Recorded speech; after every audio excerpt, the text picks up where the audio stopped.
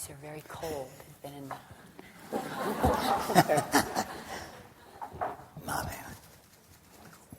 Now comes my turn.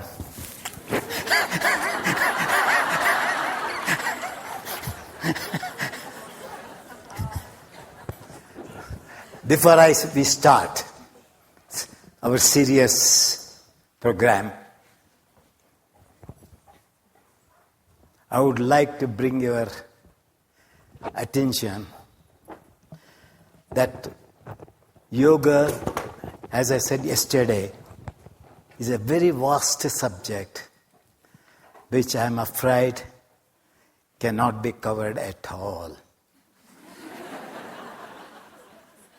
You have heard in Yoga Sutra the word Dharma Mega Samadhi.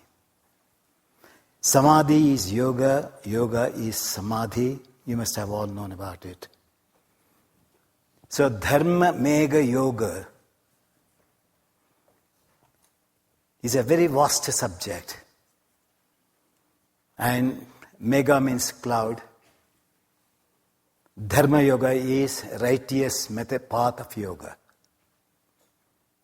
So I have done my level best to give you some thought how you should begin a new leaf in your practices. And cloud is too thick, yogic cloud is too thick and too broad, and just it may not even a drop of that cloud which I have given to you in 2 days. But yet I say, for a sadhaka, sadhaka means a practitioner, the sadhana, the means which I have given, I think is something which you have to think about and work on it.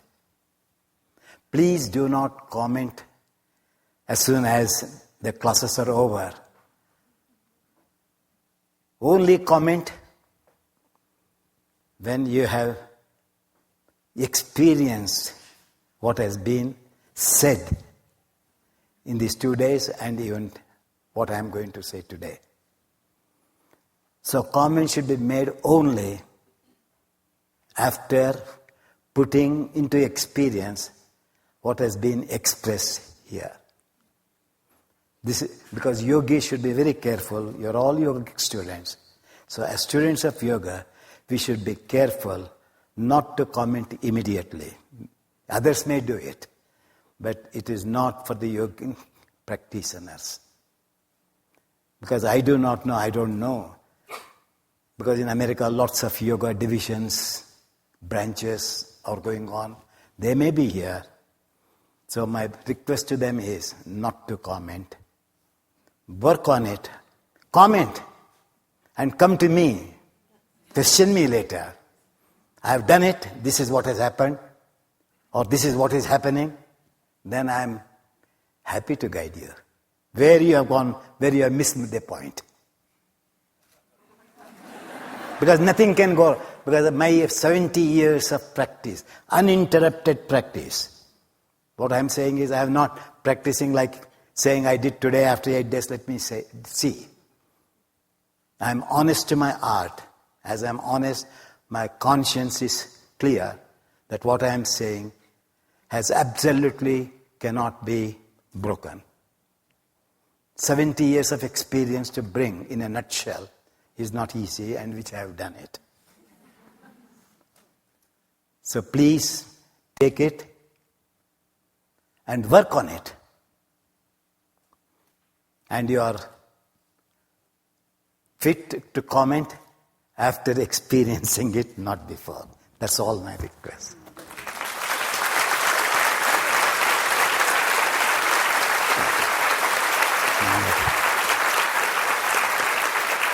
Somebody can come.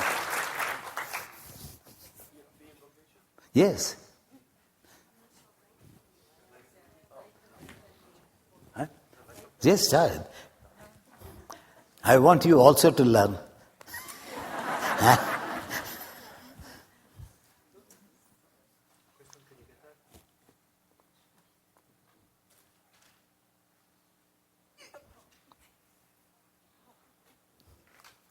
what happens?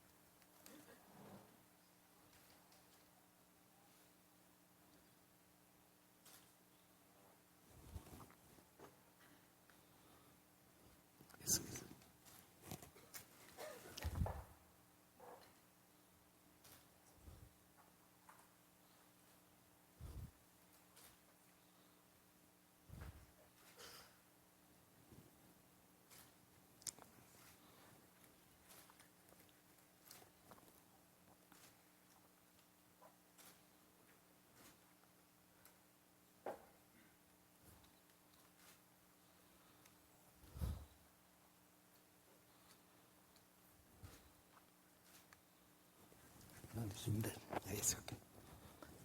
Actually,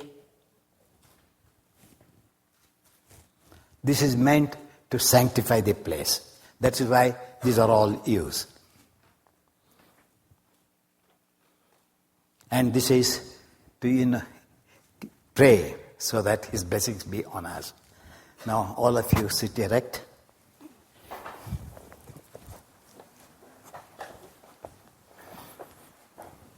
Fold your palms. Yesterday I gave you the clue for pranayama that if this anterior spine is lifted, the mind focuses inwards. So there is a tremendous connection of the anterior spine with the descendants of the vision of the eyes towards the seat of the soul.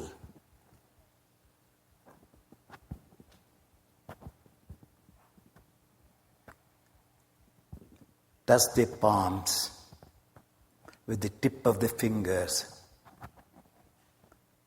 Stabilize the fingers and the palms so that the energy moves from the right to the left and left to the right between these two palms.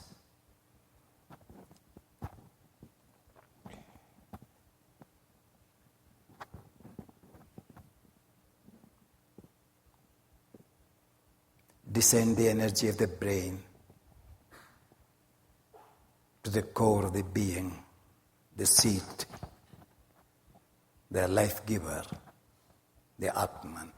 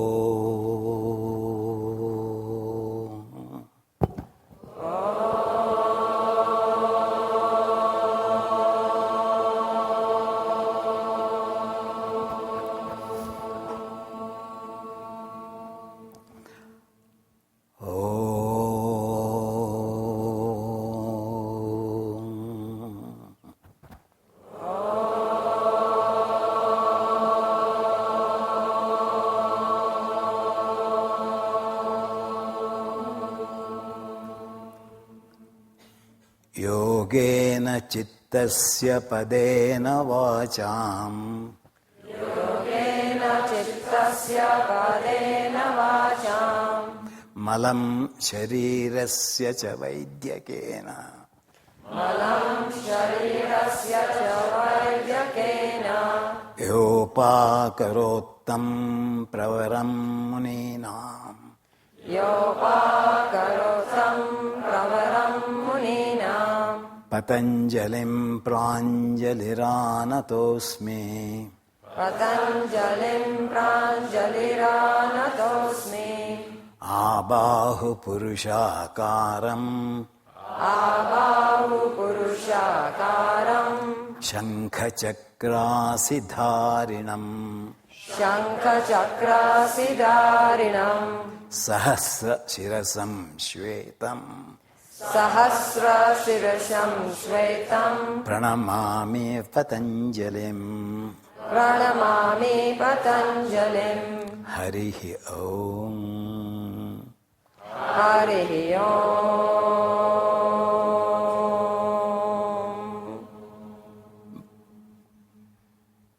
Bow your head to the self, and through the self, bow to Patanjali.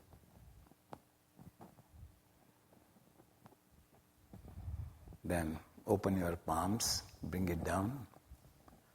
Slowly open the lids of the eyes.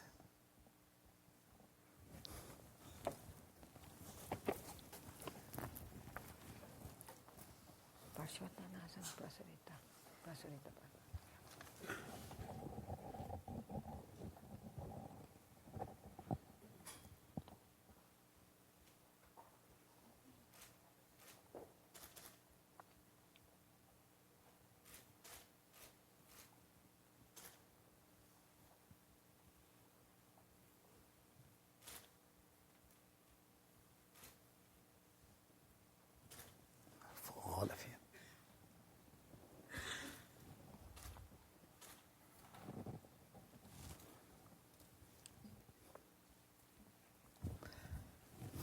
When I came, you all sang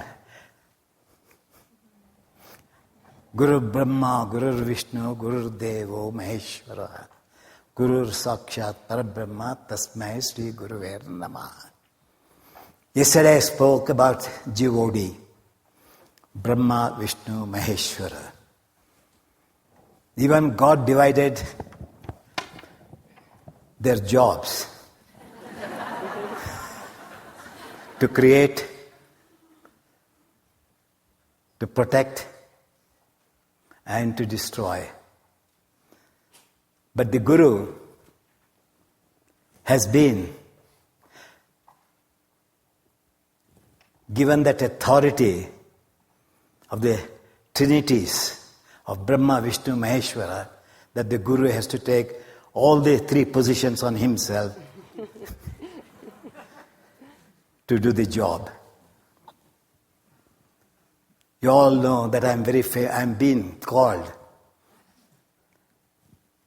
by my friends, papers, that Aiyenger kicks, snaps, shouts. You all heard, is it not? And why I do it? You just have prayed the same. You say, Guru Brahma, Guru Vishnu, so Guru has to do all the three jobs.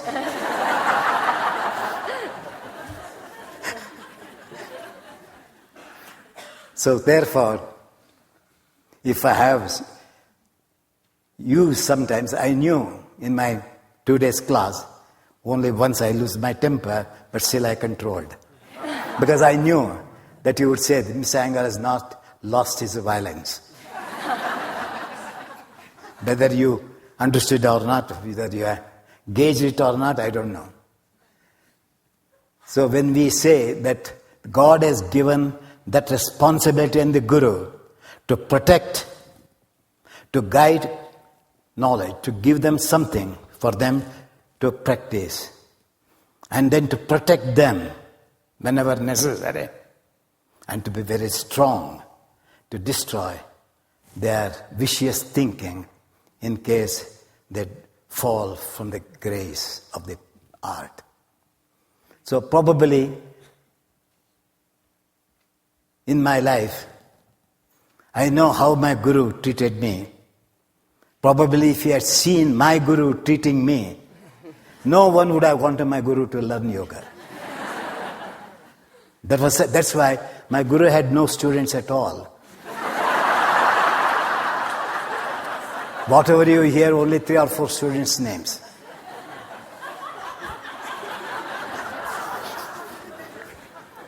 And that was my Guru.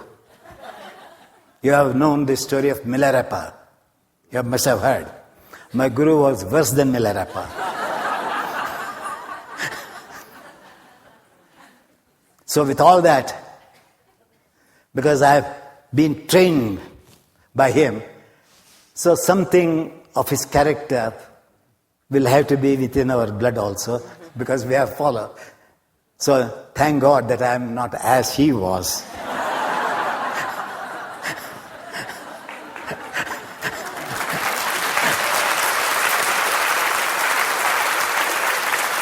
Why I say was, I am only strong that how many mistakes I have undergone in my sadhana.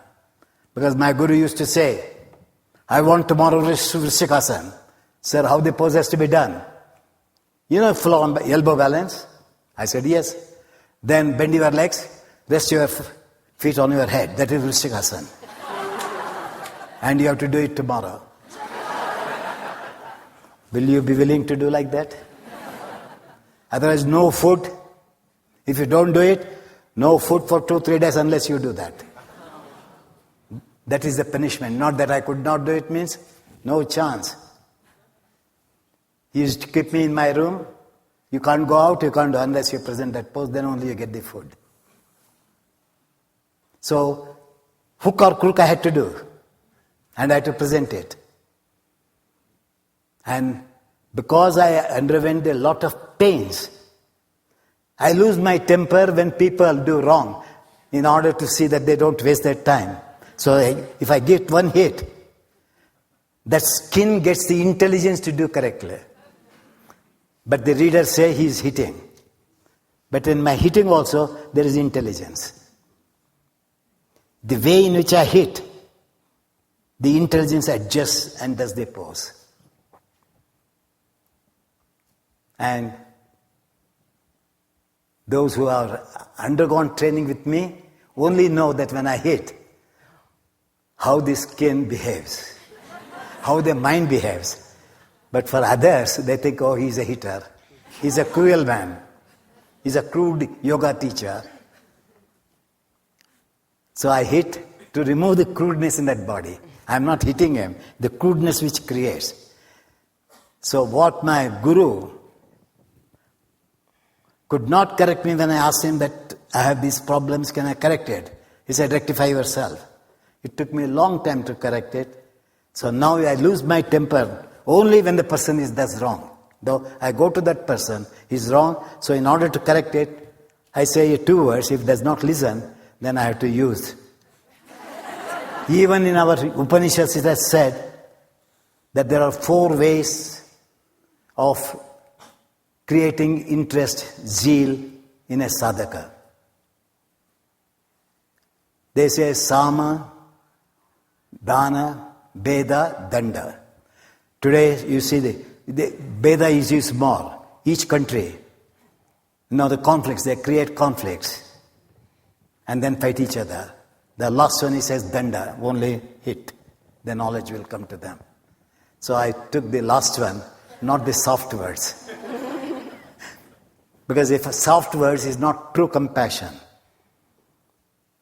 is a sort of double face behavior. But a hit is direct. So that is real compassion. Even Patanjali, we all speak of yoga. Even you must have heard Patanjali when he said, when he was giving talks to 2,000 people, under the screen, don't touch the screen. Nobody should peep through the screen. Otherwise you will all be burnt out. Somebody foolishly just moved the screen to see who Patanjali was. All 999 people were dead. You must have read that story also. So was Patanjali a non-violent man or a very powerful, strong man? They all became into ashes. One man missed. Something went wrong on him. He did not attend, so one saved. Next day he went and apologized to Patanjali. He lost his temper. He said, you disobeyed me. You are not there. And then later he realized that at least one man survived, carried the subject of yoga. So nobody understands that one man who missed on that day begged Patanjali. Patanjali refused to, pardon him. But he went on, and then he thought, all right, I will pardon you. Patanjali pardoned him, and yoga came to us. So it's sometimes even that mistake, how even Guru had to be humble at the moment. So if you all do well, I don't think that you will find that character which I have. I've got both the elements. So if you do well, I don't know what joy I have in my heart. So please take things coolly. That's why I said, do not comment in your brain.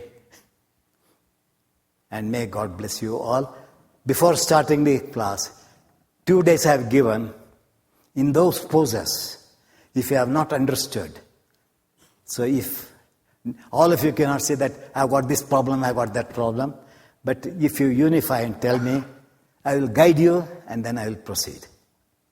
If you have understood, well and good. If you have got any doubt, you can ask me, I will show in 2-3 seconds, and then we can continue the class. Very good. Remember Patanjali.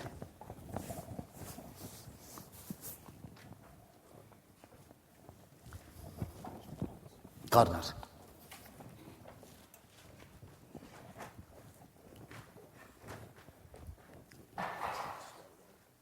Sorry. Corner. No. Here, we have Ganesh here, right? That's the feet, that's where.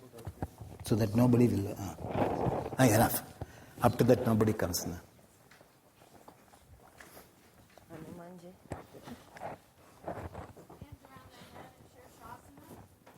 Pardon? Hands around the head in Shirshasana. That was not clear. No, I am taking today Shirshasana. That's okay. Namaskar. Who is the teacher today? Who are they? Robots. 3 robots. Anybody can come. It's not necessary. But senior teachers. I prefer senior teachers so that they should not think that only these people are standing on the platform. Let us all, I am opening again. Don't think that Mr. Iyengar's favorites are all on the platform. I have no favorites in my life. All are equal to me. Even today's student, I respect him as I respect even 40-year student. So no choice. All are ready? You ask them, not I. Because some are still doing it, Guruji. That's why I'm waiting. Is everyone ready? Yeah. So we'll be doing Adho Mukha Svanasana today. Now, from what we have learned even on Monday, we are going to recapture those. Nita, come here. Yes, sir. My advice is, do not waste time on intermediate stages. Oh. So that we can Go fast. give the rightness of the final asana. If you ask, if they know almost all intermediate stages. So hopefully all of you know all the intermediate stages. We'll go into the pose, Adho Mukha Svanasana. Go into the pose. Now, like we had heard on Monday, I want all of you to keep your palms and feet in a manner. You can watch me. You can keep your palms and feet in a manner where you are really embracing the Mother Earth, which means all the toes. Face them. Correct. You face that way. All the toes. Hands to the audience. Hands to the audience. All the toes, the skirts of your heels, the outer heels, same way with your heels of your palms, the fingertips, the middle fingers, all those completely extending such that the maximum part of the surface area embraces the floor, the Mother Earth, as Guruji mentioned. And from there what you do is... No, I'm not going to. Pressing more the heels of your feet and the fingertips. You will exhale, take your head down, and as you exhale and take your head down, observe that the back of the knees, along with your skirts of your heels, become wider. Hey, Nita. Yes, sir. You know, all of you are doing and she is showing. She did not ask you to do. Why are you all doing? Not you. You may be sitting. How many people are doing? Can you see now? So please stand up and see when she's explaining and catch the point and do it. But you are all doing, and what she's saying you do not know. You can't hear. So when you are in action, you block your ears. So you don't listen. Even this side, that's what they're all doing. They were looking here. I should have looked. Sorry. Come on, all of you, just come and look so that once you see, you will understand a little better. They need not see her. They can see these three also. Yes, yes. See all the four. So look at all the teachers in front of you on the platform. So I will repeat once again, as we did on Monday. As we did on Monday. For the camera. No, not chair is needed. It's okay, sir. You will embrace the Mother Earth with your palms and your feet, which means all the complete skin of your feet, other than the arches, will be pressing onto the floor or completely touching the floor. Same with your fingers and the palms and the heels of your palms. So pressing there completely and coming in complete contact with the Mother Earth, you will extend the back of your legs such that as the skirts of the heels get wider, the back of your knees get wider, and in the process, the buttocks tend to face the ceiling. And as you continue in this manner, see that you can continue to press the inner web of your thumb and index finger region, and continue to see if you can lift your arms up so that the skin close to the neck in the shoulder region moves up towards the ceiling, and the neck is free, head is free and extended downward, and your head tends to rest on the floor. So basically you will not be pulling your head down, but it will come down. So that is how you'll be doing the pose. Come on, all of you. Now, all four of you do. Four of you do.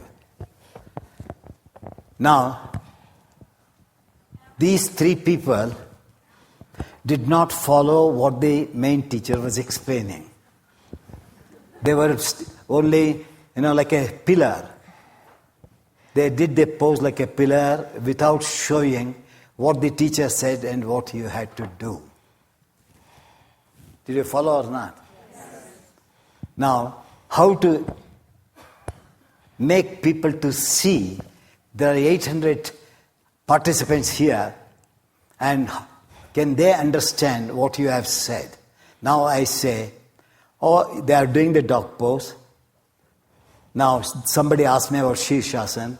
Even each asana is a supplement and a complement to other asanas. One asana is not at all separate from the other. They are intermingled. There may be in the gross form, there may be in the subtle form, or in the subtlest form. Now I will introduce Shirshasana and Adho Mukha Svanasana.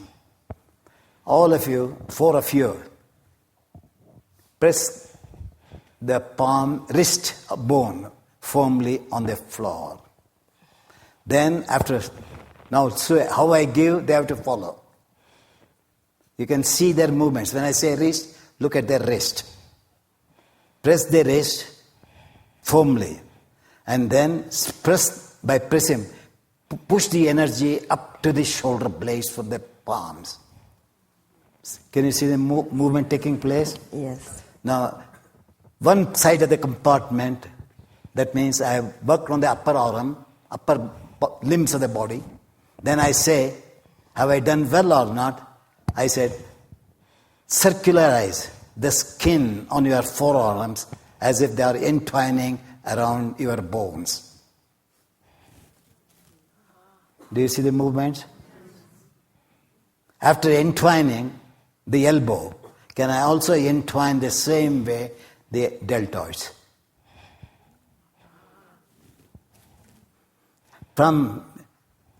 After rotating the deltoids in line to the elbow, the rotation does not come more because the elbow is firm. So elbow becomes the guru for the deltoids, not to overturn more. That's the beauty of it. Now, taking the wrist bone, elbow bone, shoulder bone, stretch the side ribs towards the buttocks. What length it came? And then, maintaining that without shaking that part, stabilizing that, now let me think of the lower limbs of my body. Stretch this bottom skin of the big toe towards the wrist. The toes extended or not? Now, without contracting the big toe, can I push the skin of the metatarsals from the knuckles of the toes to the back of the heel? Now, after stabilizing or creating space in my metatarsals, now can I take the anklet, which Louise has on her leg? Can I take that anklet deep into my leg? All of you, not only she. What happened to the legs? Straight. What happened to the sides of the legs? Elongated. And how the skin moved? It went in or it went out? In. Now I have worked on the ankle. I have worked on the middle of the lower leg. What about my head of the shin? Why is it projecting forward when the ankle is going back? Can I also move the head of the shin to feel the back of the calf muscle? See the back of the muscles broadened, which Nita said. Broaden their muscles. But you cannot broaden it unless you do these things. Now, after doing, still they feel the outer leg is powerful, inner leg is dead. Now look there, look at them, don't look at me. You will lose if you look at me. Now, from the inner knee bone, kick the back of the heel. The legs opened or not? Yes. It moved away from the eyes. Follow? And after moving that, is the thigh close to my eye or is my shin close to my eye? When the shin is far away from my eye, why the middle of the thigh should be close to my eyes? Now press from the frontal arch and extend the energy to heel, the thighs goes back, you can see. Yes. And now you can see like an arrow stretch from the back of the heel up to the wrist. There is a single stretch. And that is, now, what is Shirshasana action in Adho Mukha Svanasana? Touch the thumb to the floor. Now, roll this, watch now. When they roll the skin of the thumb towards the ground, how the forearm skin spins. Press your thumb, watch the forearm skin. Entwined or not? Yes. The skin entwined. And when you interlock the fingers, whether you have got that entwinement of the forearm is there or not, is the foundation to balance Shirshasana on your hands. Follow now? Now maintaining that entwinement of the forearm. And now you can also watch floating grapes. Now I say, move the skin of the floating grapes equal at the front as well as the back. Back is short, front is long. Make the back long in par with the inner one. Now, last touch I'll give you. Can I balance the entire pose on the wrist bone and on the heel bone?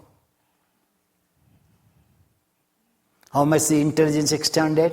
You say extend your body. Did I extend the body or did I extend the intelligence? Huh? That is asana. You follow now? And now come up. Can you all do this?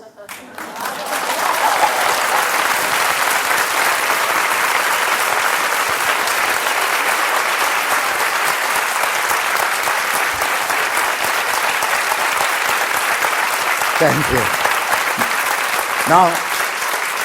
Now you understand that each asana, how much you have to be an introvert to learn the asana. Yesterday you saw the Rasa Yoga. I'm using the different word. You know, the New York yoga students presented Rasa Yoga. Rasa Yoga means juicy presentation.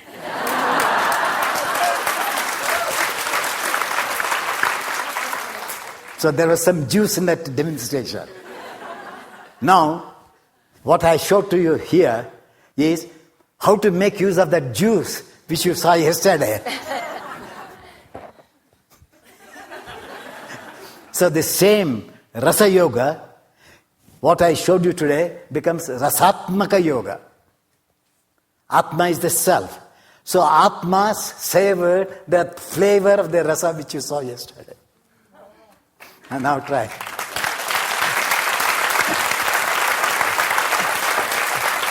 And now all of you try. Remember, the entwinement is the secret of the asana. Skin has to entwine the flesh.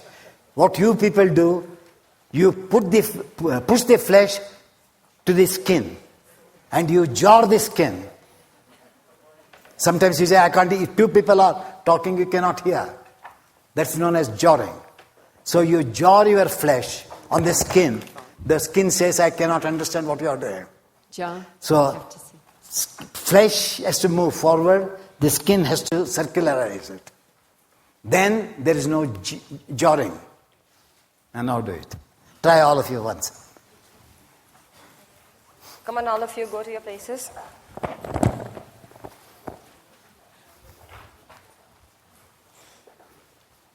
Even the teachers on the platform have to do. Now, do you know how to do? Now, see, just wait.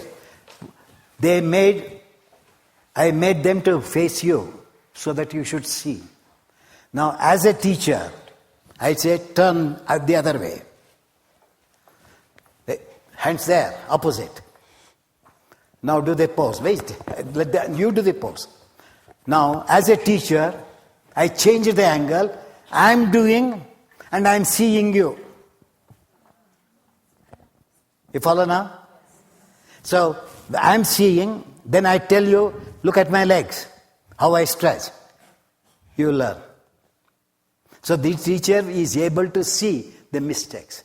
Who is doing well, who is not doing well. Suppose do the other way.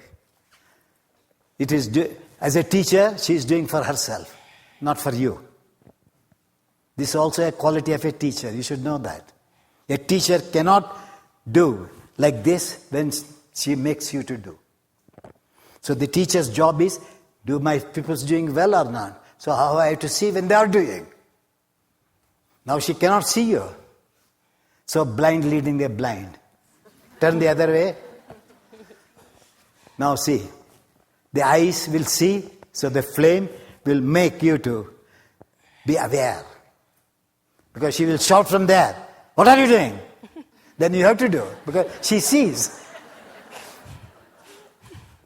So even the teacher has to learn fast in what way I can guide my pupils. If I have to show, if I have to see their mistakes, not standing and looking. There is a difference. You want, come on. Even when they stand, you do the pose. Do the pose. Do Adho Mukha Svanasana. All of you do Adho Mukha Svanasana. All, Everybody. 4 people, all. Now you are all doing. The teacher this is cannot see your pose. Because the teacher is vertical, whereas the pose is a triangle. It's a Trikonasana, actually. Yes. Though the name is different, but it represents the Trikonasana. Now, the teachers, you saw them? Yes. Now do Trikonasana. I am sorry. Do your Adho Mukha Svanasana. Do you see better while standing, or do you see better now? Now, can you see now? The teachers say, we can see you all doing better or not. And now come up.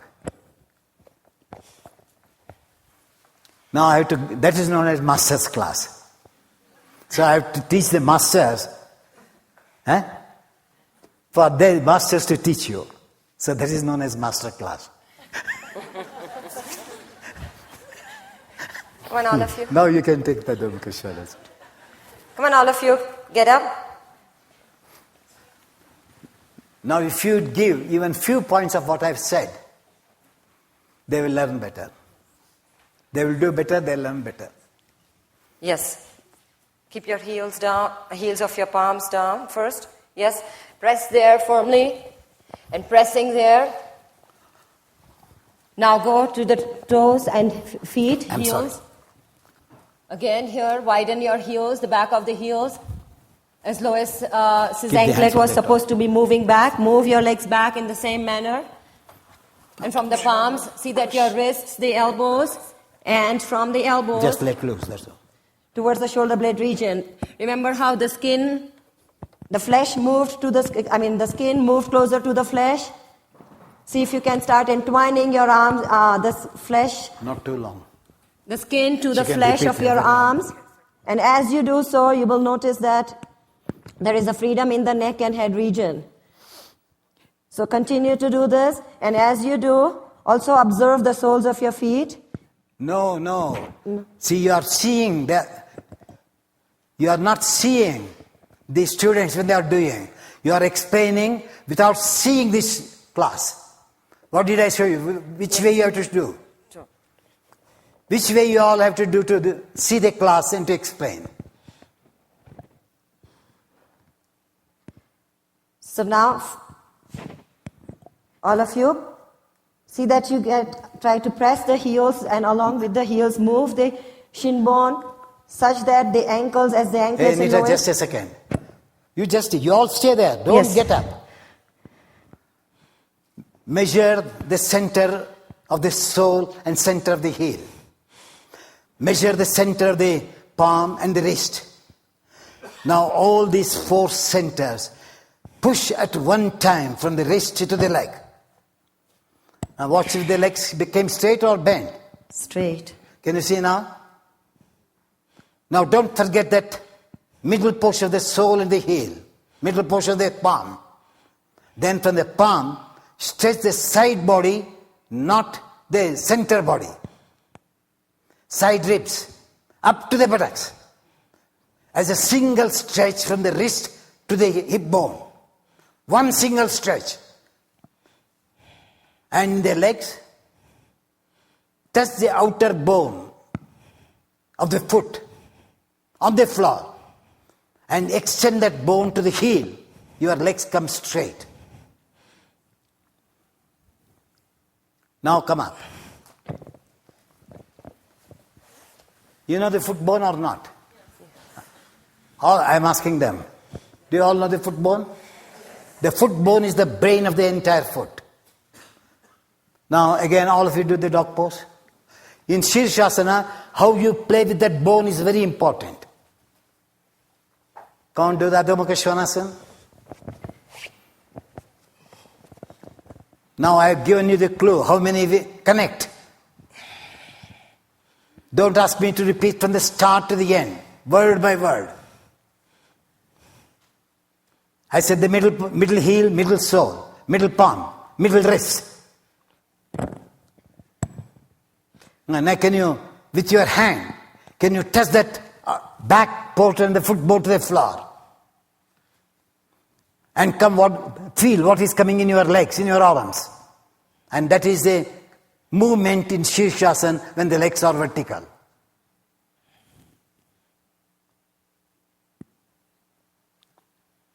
Can I also touch the inner heel, like the big toe, which is flat on the floor? Is the heel flat on the floor? If it's not, take the wrist a little towards your leg. Move the wrist close to the leg. The heel will go down. And then stretch, you get new ideas.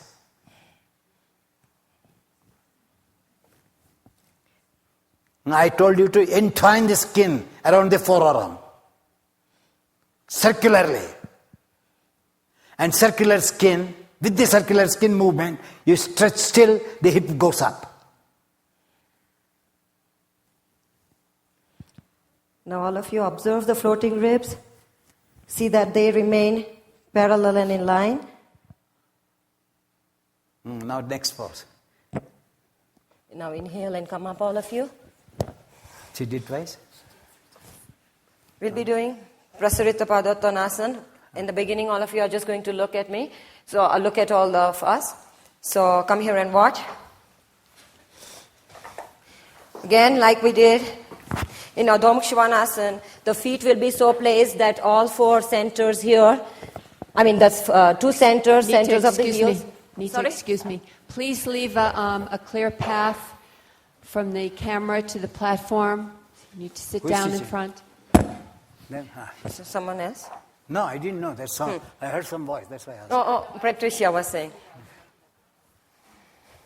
Take it. Yes. So we will, like what we did in Adho Mukha Svanasana, we will connect it here. So you will put the center of the heel, the centers of the soles of your feet firmly on the... Wait. See again, that is known as how to link the Adho Mukha Svanasana to Prasarita Padattanasana. So you are giving a new technique. I will not follow. I will not confuse my students by giving new techniques. I go from Adho Mukha Svanasana. Follow? Yes. How was the foot in Adho Mukha Svanasana? What did I spoke about the bone? The foot. Did you test that bone? Did you tell them? So rest the foot bone. Rest the foot bone and like blades of the scissors from that bone, extend the foot half towards the heel, half towards the sole, little side. What happens to your legs? What happens to your knees? Alert. What happens to your groins? Everything falls in place. Everything falls in place. Now you understood now? Huh? Rises in place. Now, Yes. am I doing well on, because today is the last class, sometimes I will let, I'm interrupting them. Observe the Prasarita Padattasana leg. The energy of the foot is moving towards the big toe or the little toe, out. How the energy is moving? Outwards. Huh? Outwards. Outwards. Now, shape of the foot is out or in? Metatarsals Metatarsals are going. are in. So if the metatarsals are in, is the energy should move out or move in? In. So do you observe like that? Do you watch yourselves? The metatarsal is rolling in. How can the sole roll out? So the moment the base is wrong, the entire asana is going to be wrong. Now here also, as the metatarsals are rolling in, the same nature which has guided the right action on the metatarsal guides you also what is the wrong action. It takes you to the wrong action. This is the metatarsal near the ankle. Is it not? Yes. You draw a line from the head outer metatarsal, the second toe, little toe controls. So that means that keep that mound on the floor, the energy moved in or out now on the foot. Can you see now? Nature takes you also right path, nature also takes you the wrong path. So their intelligence has to come to work. What is this? The ankle is turning in, whereas the foot is turning out. Why? You don't question. You do it. So the body, as the wind blows, so the leaves move. Is it not? So here also, as the body moves, I do. So no learning. So you have to measure. Suppose the outer ankle is stretching, it is controlled by the second ring toe mound. The middle is controlled by the middle toe. As the big toe, as the metatarsal, inner metatarsal is moving to the center, the big toe also should move to the center. And that is the firmness of the leg. Now is the leg shaky or firm? Can you see now? Now go next. Do the pose. Continue on.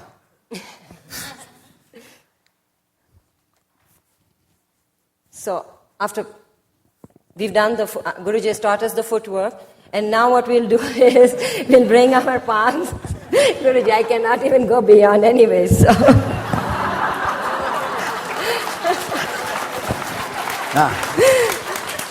Now for the beginners, we started to keep the palms little forward to the foot. And even toned students also do the same. No change at all. Because we give the arms forward, because when the head goes down, there is a fear complex. So to break the fear complex, we say bring the arms forward. So when you get it, you have to go slowly back and back and back. And the line for the palm is exactly the middle of the foot. The middle of the palm should be exactly in the middle of the arch of the foot. That is the placement of the arm. And now, take the head down. Say, it guys. But she did not take the head down. She took the trunk also down.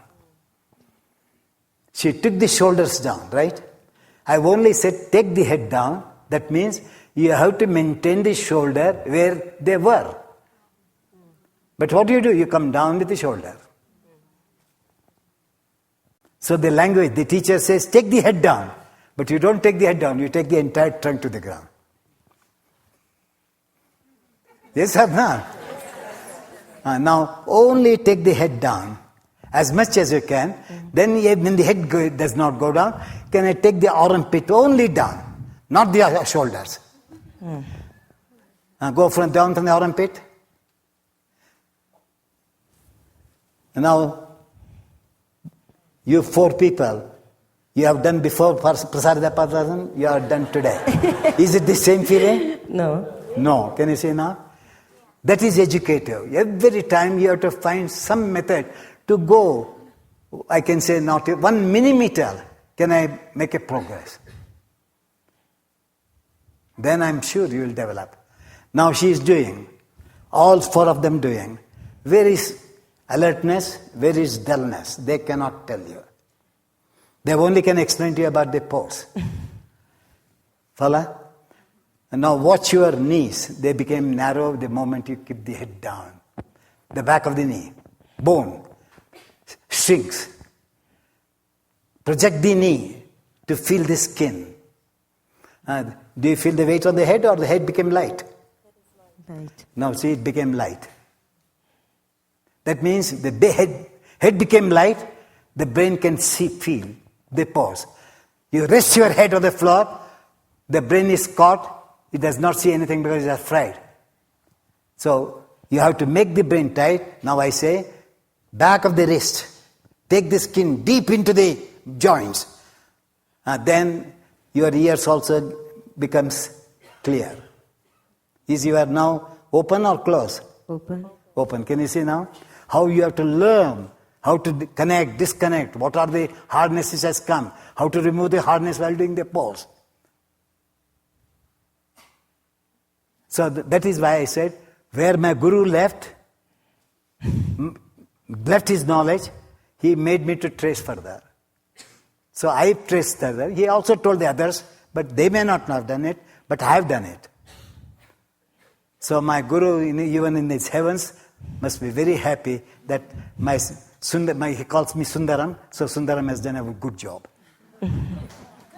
Now come on. Now try all of you. And now all of you try. All of you, you'll need to change the position of your mats. Now how to see you students? We'll do it this way. Keep that in mind. Yes, sir.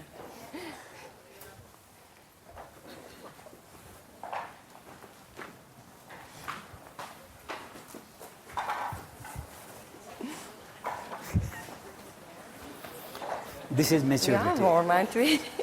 So I'm teaching the maturity of the asana. Understood now? Absolutely. Come on, all of you, quickly.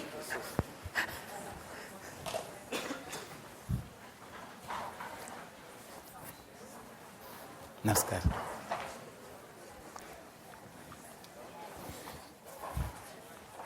Come on, jump and spread your feet. Still people are ready, getting ready. Wait. Come on, all of you in the back, please. Adjust quickly.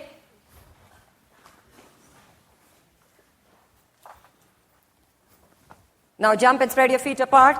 And as we learned earlier, keep the foot bone. Nita, each part has its brain. The Yes. the brain of the foot. I'm here. Hey, here. Over here. Nita.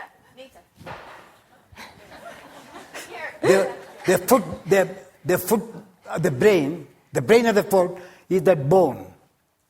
And that bone, both the edges should be run evenly from the floor.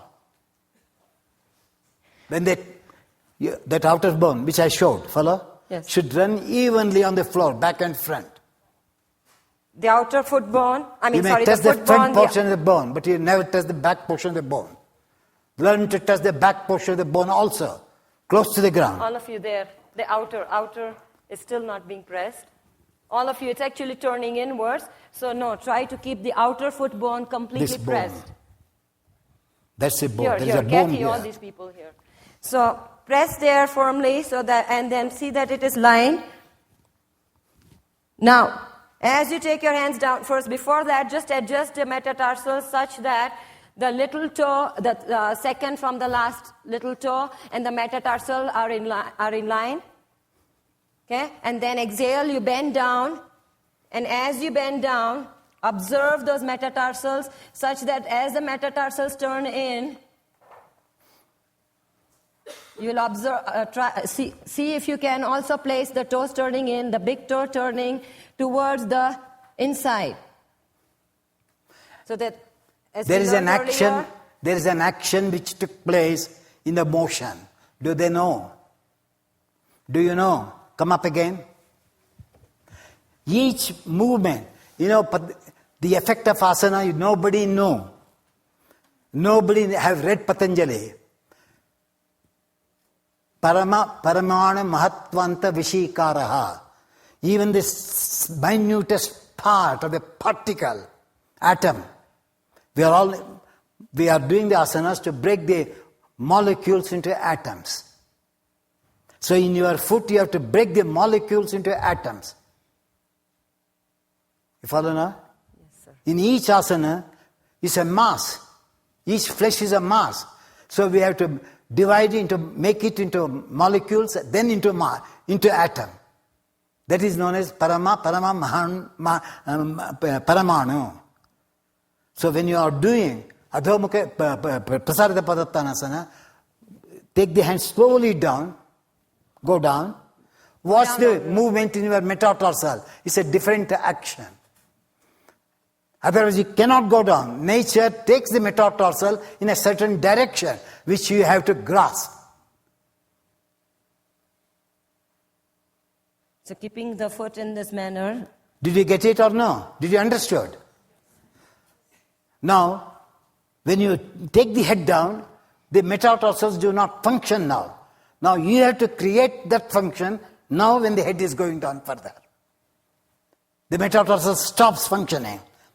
You have to intensify that action further, head goes down easily. Now, before you take your head down, please keep your palms in line with your center this of is the arch correct of your one. Can you feet. see now? So those movements we don't learn. Center of your arch of your feet, because That's most known of as you have your flash palms away. But you're Keeping in your the- palms in center with the arch, in line with the arch of your feet. Then you will take first just the head down, as Guruji showed on me. And then once you feel that the head doesn't move down any further, that is when you will bring the armpits down. Those who cannot keep that foot bone on the floor, the distance is too long. So tell them to come close, to bring the feet closer so that their outer bone touches the ground. Head going down is unimportant. Adjusting the foot is important. Now can you see any difference? Feet, she's too far.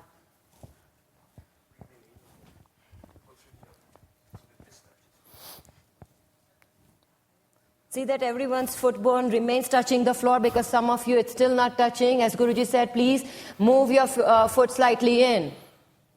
And then those of you who are down, observe that once your head is coming down, and if you feel, after that you have to see that the armpits move down. Do not take the shoulders down first. Just take the armpits down and get the head down with the help of the armpits. Now, like the Adho Mukha Svanasana, press the middles of the palm. Push the skin of the wrist deep into the wrist. Then ascend your forearm. The movement is quite the energy. Ascend the energy of the forearm. Dipping the wrist. And all of you should keep only the crown of the head, not the back of the head or the front of the head. Raise your head up from the floor. Raise your head up from the floor. Now, entwine your skin of the wrist. Then ascend the shoulder, descend the head, So that the center head alone, you are taking in. You are keeping the back of the head. So that is known as arrogant of a student. That the student is not willing to listen to the teacher. You think that you know it, and you are doing wrong on yourself and make your students also to do wrong.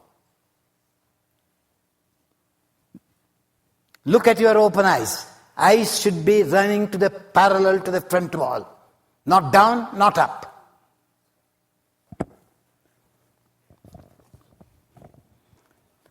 Now all of Dip you. this. Dip.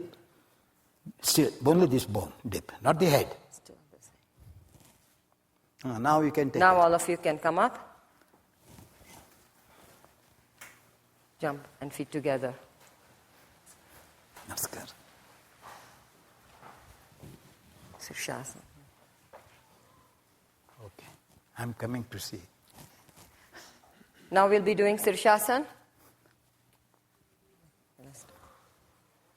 Show Shirshasana before you ask them to do. Yes, sir. Call them closer.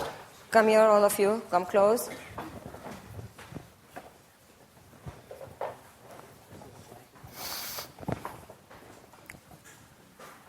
From what we did on Monday, if you remember, the index finger mount, Namaskar. from here, you're going to move the skin from the top knuckle good? towards the nail. Okay? And now the placement of the arms, such that this bone completely cuts into the floor. And what we learned today in Prasrita Padottanasana, how the skin moves closer to the flesh, it entwines. So that is what you will continue to observe as you go up in Sirsasana. So this is what we will do. So try not to just drop your arms in one way or the other. Keep them alert and see that as the flesh goes, you will notice that the flesh starts moving. And with the flesh, the skin should be moving in. And then take, as we did in Prasrita Padottanasana, if you remember, how the crown of the head just goes. So we do not bring with the shoulder the head down, but we will bring the head down such that we will try to keep the head going down, and then see that we keep the arms and the shoulders lifted up as we go into Sirsasana. Then when we come up, we will try to lift again from the foot bone such that the foot bone remains parallel. Both the foot bones remain parallel, and then we'll try to keep our legs lifted. And then as we did on Monday, we'll see if you can keep the toes parallel, the inner left toe, the outer left toe touching the outer right toe, and then we'll go up in Sirsasana. Again, the same way. Same way, the skin, we have to remember that it moves closer towards the flesh in this pose. So come on, all of you, set up for Sirsasana. You will be facing me this way.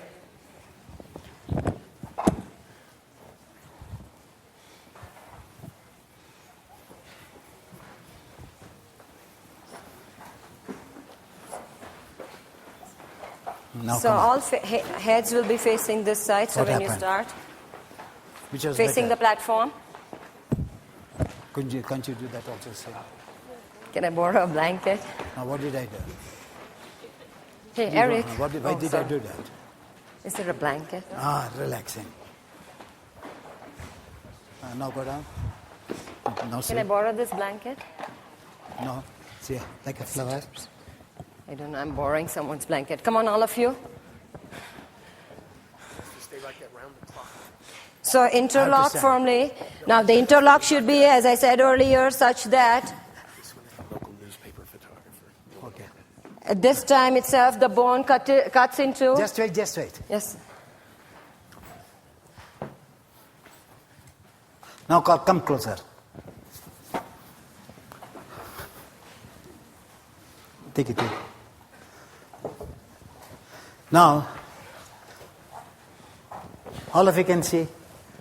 If I'm standing, you cannot see, so you can Oh, am I? Sorry. just hold your hands like that. Now, sorry. what did I teach you just now in Adho Mukha Svanasana? How to entwine the skin?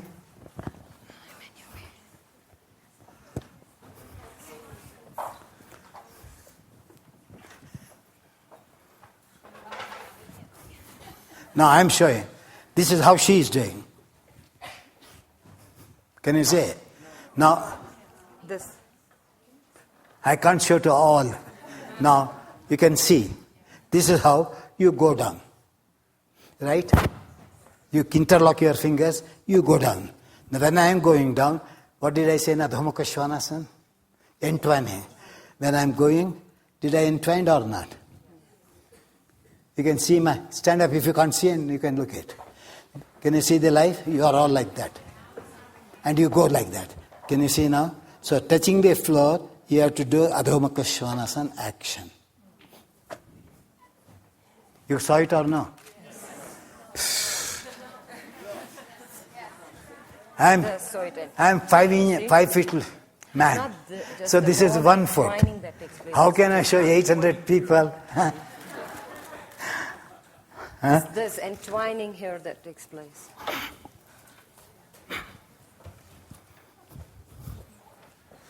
Okay.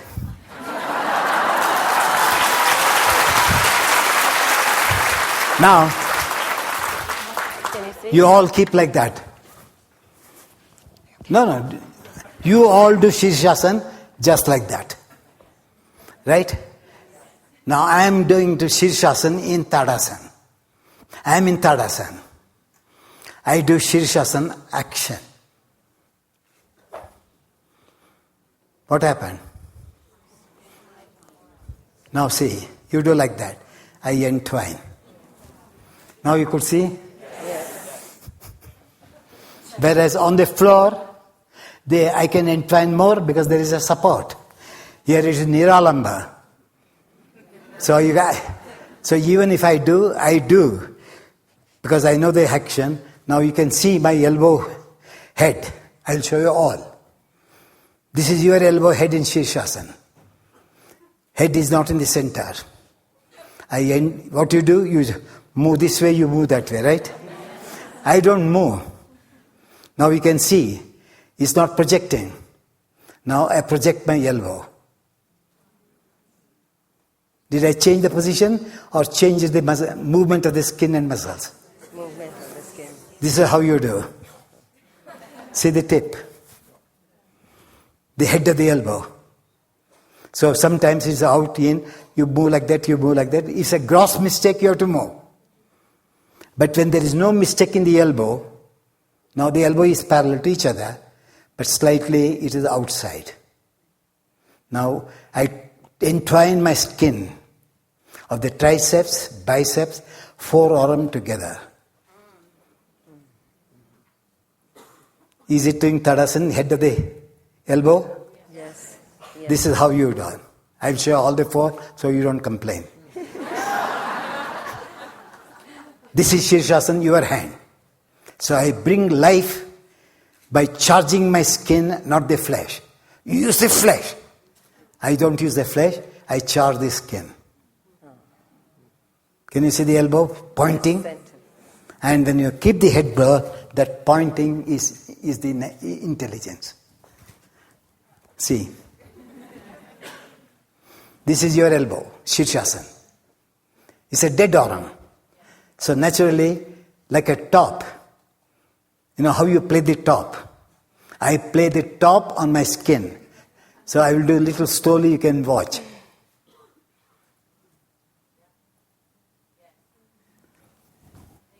Thank you. Now try.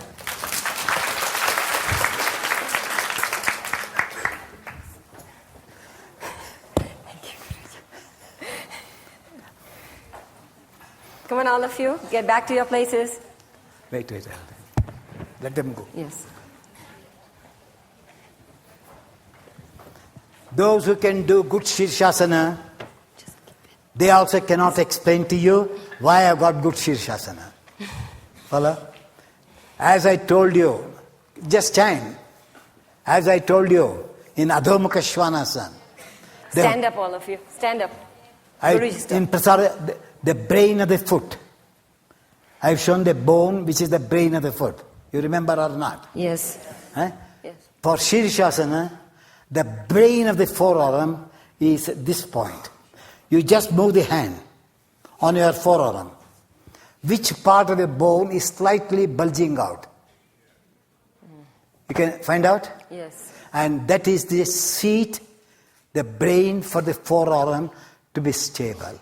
That means that bone should be pressing the floor so that that bone goes in due to pressure. Yes. See, when you touch your hand, you just move, this part of the bone is slightly bulging out. So when you press on the floor, you have to press that bone so that this and this gets level. Because you do, this bone is out, so the wrist comes out. So your mind is to press this bone, as I said, the second toe, mound in Prasarita Padottanasana, should be pressed.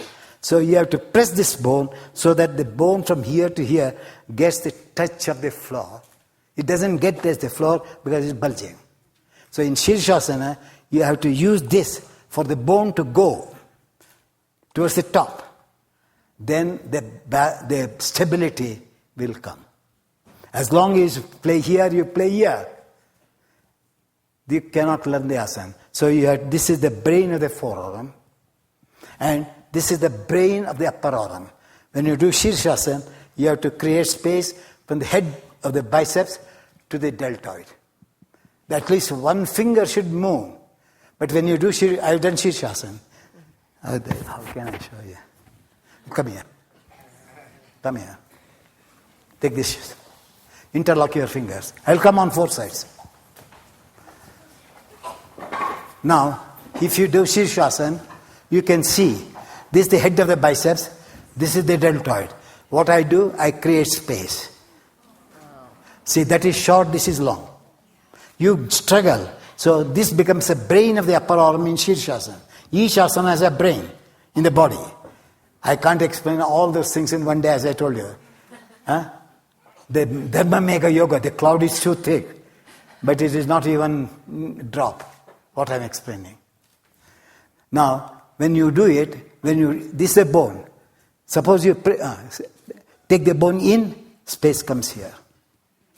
That is the connection. This has the connection here, it has the connection there. So you have to think of these 2 points. The more space you dig in, it comes up. Can you see now? You followed here also? You followed? Is it necessary to show? Yes. No. Don't be selfish.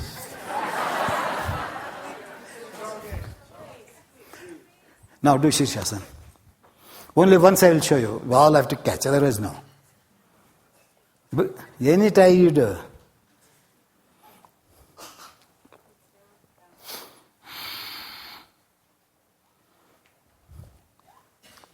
All of you can see, he's a Shirshasana. Hey, Nita, just move away. Yes. Move away because of camera. Now, all of you can see if I am touching this side. I touch the brain of the forearm.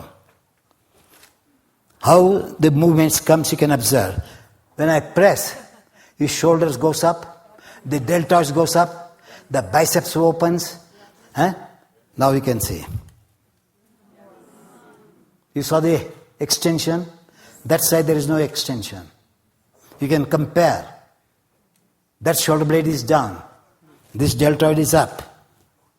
Follow? Now, similarly, you can see the space from the wrist to the shoulder. Because I'm not repeating, I'm adding. I showed them, here I say, what's the space? This is the forearm bone. Not the brain is not on there where I keep the toe. The brain is at the bottom. So from my top, I'm controlling the root of the forearm in Shirshasana.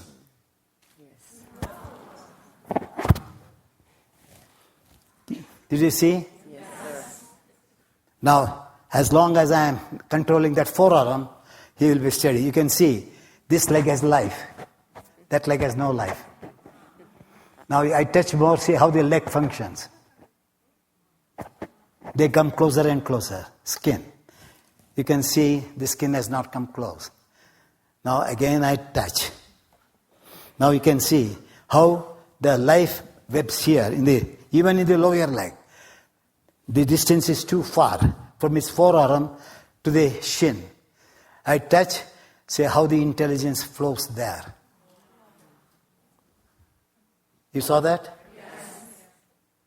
And if I am John, then I say, hey, it went up. Let me use this as an initiative. I take the initiative from there. Let me stretch a little more than what it did. He does not know. What I do, I move the skin down, the leg goes up. Went up or not? So that is paramana paramatvanta vishikaraha. You have to subjugate even the atom of the atom when you are doing the asana. That is the effect of asana according to Patanjali. Not sthirasukamasanam, which people talk to you. Sorry to say that, because it pains me to hear that top class yogis say that, but they do not know the connection of Patanjali's, where he says you have to subjugate your cellular system, because cells are the atoms. And he connects in the first chapter, he speaks on the first chapter, asana he speaks on the second chapter, and in the third chapter he speaks the effect of the asana, nobody knows. Only you know tatodvando anabhigataha. What is the effect of asana? But rupa lavanya balavajja sammanattvane kaya sampate. How many people know that? So nobody collects the information of what Patanjali has thrown to us. So they say, oh, if you have renounced the world. When he did Shirshasana, he has renounced the world the way in which I taught, because his mind cannot think of any other subject or object except the sense of existence. So that is renunciation. Not sitting in a lonely place, and then say, I have renounced. Come on. And now try all of you. Even in a simple sentence, when you do Shirshasana, your mind gets attached to a certain part due to fear. You release that part, the fear goes. That is Vairagya. That is renunciation. You are afraid to do Shirshasana, you hold somewhere. Right? So that is attachment. Let me release it. That's renunciation. And now try all of you. Come on, all of you. Interlock. And exactly the These three are doing, you need not do, you see. Yes, sir. Now exactly that bulging bone in your, the bulging region in your forearm. You remember Guruji showed it to us. So press that down, which will help you keep your wrist perpendicular to the floor. Also observe, no, don't go down mechanically, because you remember how he showed us the entwining of the skin. All of you. So entwine the skin in a manner so that the elbows remain centered. And once you start getting that, that's when you will take the crown of the head down. That is soft. So do not take the head down until the elbows are on the sides. The center of the elbow, that's what Guruji had said. Keep it centered. So entwine the skin in this manner, all of you. This is soft. And then keep your head on the floor. Now slowly all of you will walk in. And now as you lift up, you remember the biceps Guruji showed on John. So continue to press the forearm so that it helps you lift the bicep, create more space in the biceps region as you take your legs up. Press here. Actually, if you notice, still some of you, that bone where you are pressing, you've lost that connection. See that you continue to press, especially as you take your legs. Yes, and now once the legs are up, all of you, observe. Because most of you, again, the elbows are going to the side, the center bone. See that you, again, keep it centered. You may not be able to do it right now. Bicep sends forearm as you play like a top. Also the leg skin. Roll in. Roll in. Roll in, entwine the similar manner as we did with the arms. Keep on entwining there. So the knees remain parallel, looking front, facing the front. Let loose. Now, even with the feet, remember how the legs remain extended, but you had to, John had to bring the frontal leg skin slightly down to get that lift. See if you can maintain and, get that skin down to maintain the lift. Or actually get a better lift now. Rest on it. And now see the difference. Still hard.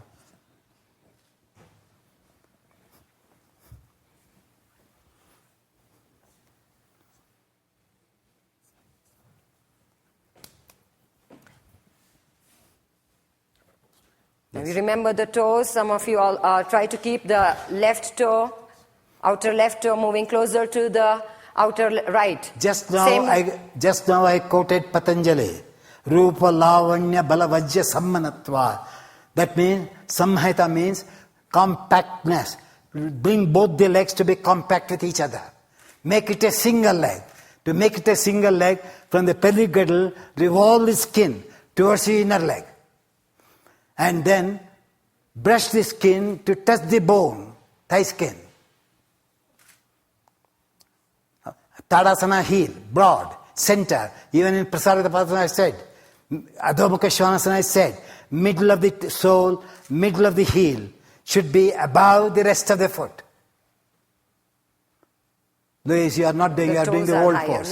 No, get the you are middle not of the adjusting foot what I said. And the middle of the heel, all of you. Do not take the toes high. The That's what's energy of the foot should be from the heel to the sole, not from the sole to the heel. For you it is sole to the heel to the sole, the other way around, yes. Think there as a separate entity, foot. Measure from the arch. Half the energy should move to the heel, half the energy to the sole. Center of the brain is the center of the arch in Shirshasana. To measure whether your leg is straight or not. If the legs go back, the length of the arch differs. Center of the arch.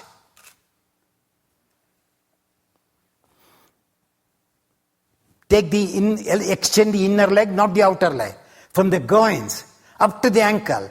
Connect all the fibers to reach the ankle without losing the sensation between the heel and the sole from the arch. Lock the patella and take the, very difficult to take, the top patella to touch the bone. You touch the patella by bringing the foot forward, which is not right. Let the heel move, energy, to the sole.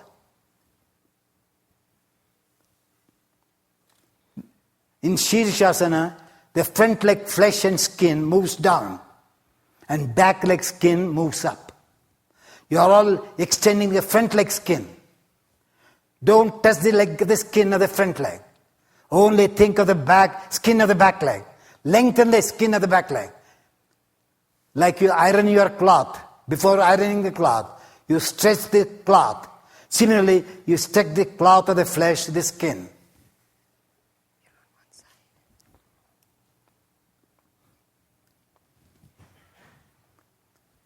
What is wrong? Huh? Just a little dizzy. Dizzy. Now the moment you bent legs, lose the Shirshasana. compactness of your thighs, With bent legs. when the skin starts separating, that's when you start swaying. So see that you re-establish that compactness in order to stay. Every time you lose it, you will see that the legs start swaying. You know the beauty of your action, what the nature teaches you, which you do not imprint in your body. Watch yourselves. Does the ankle come close to each other or not? When you are stretching, do they come close or not? Close. Yes. When it comes close, have you ever thought of that? When the ankles come close, how is that my hips do not come close to each other? Ankles teaches you, but you don't use it.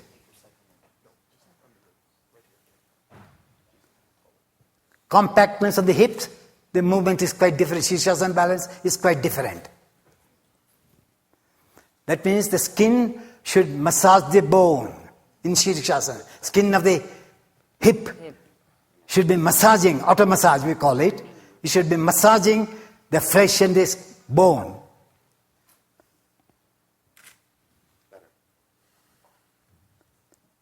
That is mental press. Understood now? That's not a physical press, but a mental press. And now they can come down. They have done well. All of you will come down. Not bad. Ask them whether there was a change or not. Was there any change in your Sirshasan?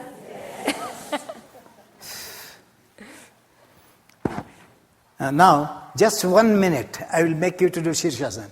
Do you know how to know that you are doing right Shirshasana or not? Huh? Be honest. No. If I give, it may take little time for you. Any teacher can do the Shirshasana. One teacher enough. All can see. This way, Guruji. Ask the cameraman, I don't know. Which? No, face the camera. Okay. Because I can't, you have to catch, because concentrated action, I cannot go on distributing. Follow na? Go. Somebody be close to her. Go fast. I want Shirshasana. I am here not to see how gracefully you go up, how, See how they want to waste their timings. I said, do Shirshasana. I want to correct what right Shirshasana is. Now, the foot is not in line. If the foot is like this, the strain is on the eye. The breathing is heavy. The throat says something wrong. So you have to draw the line. This is the armpit. This is the armpit. This is the middle of the trunk. This is the middle of the trunk. So you have to measure from the middle of the trunk, middle of the hip, middle of the knee, middle of the ankle. Adjust, let me see. Now it came better or not? Yes. So Shirshasana is not on the front or the back body. Shirshasana and Sarvangasana are on the sides of the body. Not at all from the, everybody say, poke your health shoulder blades in. Open your chest, right? So these two asanas are only, even back bends are from the sides, not at all from the front. Even this, we do not know we are practicing. So this is the center body. So from the mind you have to adjust. Where are my cellular system? Where is my bone? Where is my flesh? Now, this she has brought. How to know, I said, how to know the Shirshasana is right or wrong? Take her cloth a little more from the ears. Don't touch her. Show the ears. What's the, I will show the horizontal later. These 2 parts can do easily. These 2 sides can do see easily. Watch the lobe of the ear. The bottom is forward, top backward. So is it right Shirshasana? No. Now, I will not, what do the teacher say? Adjust your head. I will never say, don't adjust your head. I only say, take the bottom tip of the nose lobe backwards. There is a fear complex. Again it goes. Bring back. Forearm firm, bring it back. Now is it parallel or not? Huh? Alma. She learnt only today. She is not an Aiyenger. To adjust in half a minute. Now, this is known as final point I can do it without disturbing. For her, I'd say, now look here. This is the roof of the nose. Now bring the roof of the nose to the tip of the nose. What happened to the ear? Better? It's all better, but you said the action was important, not the better. The action changed the position. Is it not? Then how can you say it's better? The action is better, not the position better. Actually, the effect is better, Guruji. Now come down. One can do this way. Effect is better.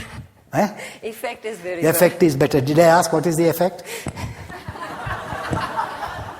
That is mental serenity.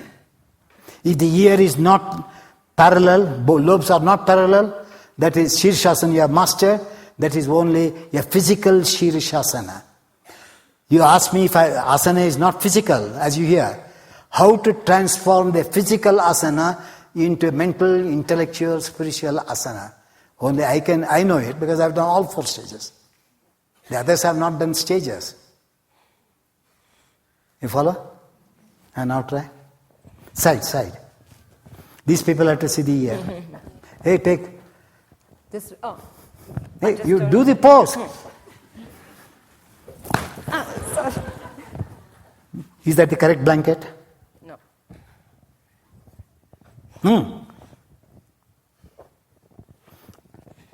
Now I heated, right? For you it hurts. I created the intelligence, how absent-minded you were. The blanket was narrow. So the elbows, they tried to fit the elbow into that narrow blanket. So I had to hit her so that she should not make that mistake again tomorrow. You follow? I said, that is why the character, a guru has got all the 3. He's a Rudra. I was a Rudra now. Now I'm a Brahma. Because I'm helping her. You lifted, look at the ear. As you say, the crown of the head. As you say, the crown of the toe. Similarly, the crown of the ear.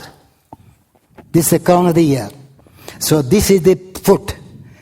The Tadasana, if I stand like her ear, I'm like this. Can you see now? So to bring the ear, I said, roof of the nose up. The ear goes back. So eyes and ears have the connection. That is how you have to learn. So if the roof of the nose is lifted, the eyes come up, pupils come up. Otherwise they see the floor. Now they cannot see the floor, the eye vision will be in the level of the eye through till the end. Not looking down, not looking up. So the eye is this brow. If this is not doing Tadasana, only so much space, your Shirshasana is wrong. If you project forward slightly, you are on the front of the head. If you take this back, you are on the back of the head. It's not adjustment of the head, adjustment of the roof of the nose. Now you find the ear still slanting, right? And lift her up. Now here, stand that in front. So the teacher could not understand. Now I'm measuring her ear. And the inner ear also tells me whether the lobes are parallel to each other or not. So my fingers are in the ear. Lift her up. Now I made the inner hole parallel. The pose is correct, you can see now. Can you see? You can see now straightness. So if you all move this forward, they go there. And if you move back, you say, I've got neck pain. So what you have to, as this is coming back, you should know how to move this forwards simultaneously. You can't bring this back and adjust the ear, then you fall. So as I'm alerting my ear adjustment, you have to tell the shoulder, be careful. I'm moving my ears, you hold the pose. Don't drop. So that is the dialogue of the body. You call it body language. I don't use the word body language, I use the word body wisdom. It has got its own wisdom, which you have to catch. Now come down. And now try once, all of you. While placing the head on the floor, learn to keep as far as possible ears perpendicular to the floor. Take off. Yes, the floor.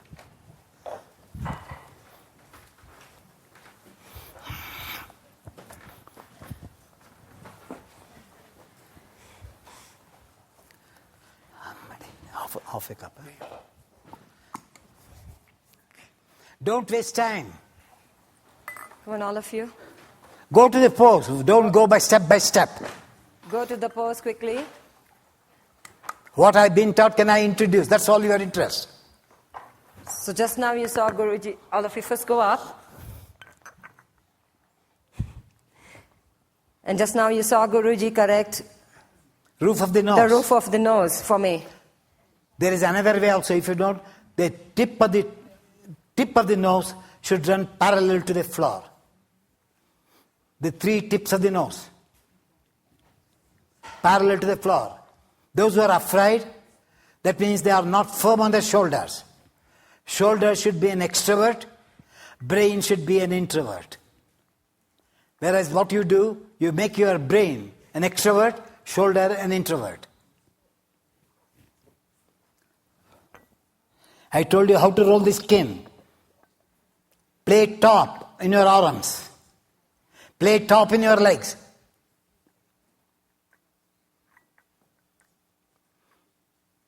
As you take the nose back, you have to caution the arm. I am moving back. Don't shake me. Also keep your shoulders alert so that they don't come down when you make the adjustment. And if the adjustment is correct, you'll be able to see at eye level and not the floor. That means your intelligence should rest on the back of the brain, not on the front of the brain.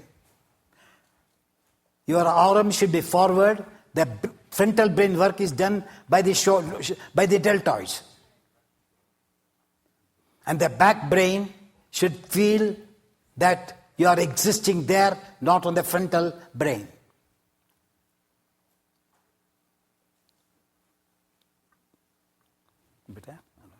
And now we can all come down. Come down. Stand up and tell me what change you feel. The brain will tell you. The brain will tell you.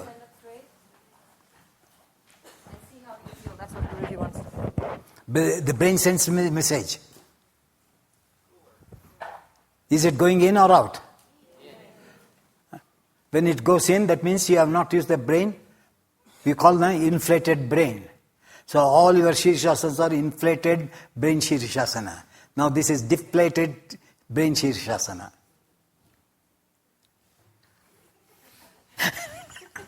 I hope you are. Now sometimes I have to bring to the common, average language, the philosophy. Otherwise they cannot understand. So depletion is a goalless state of Shirshasana in the philosophical language. Okay, next.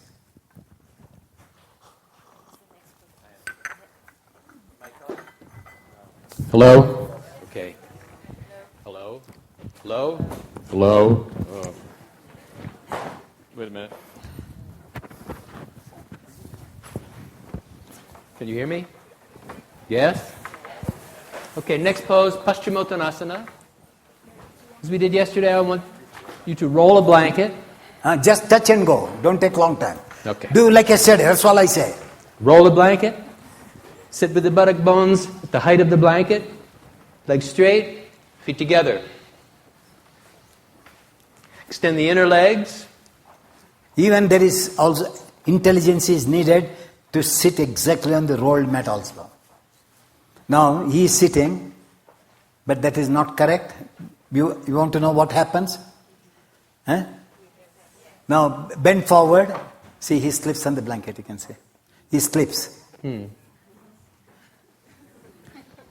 slipped, is it not? He came down. So even that also requires little brain work. So where the buttock muscle ends, sit on the top of the blanket. You are coming forward. Where the head of the thigh bifurcates. Sit there. Now bend forward. Now see the buttock goes back. Not you people flipping outwards. Now do the pose. Now see the buttock remains stable. You learn the asana. If you keep a wrong part, then the body is moving. So naturally the brain says, what have I to do? I am confused. So you are bending, I am also doing, but I have not got anything. So you have to be stable there, at the bottom end of the buttock and the head of the femur.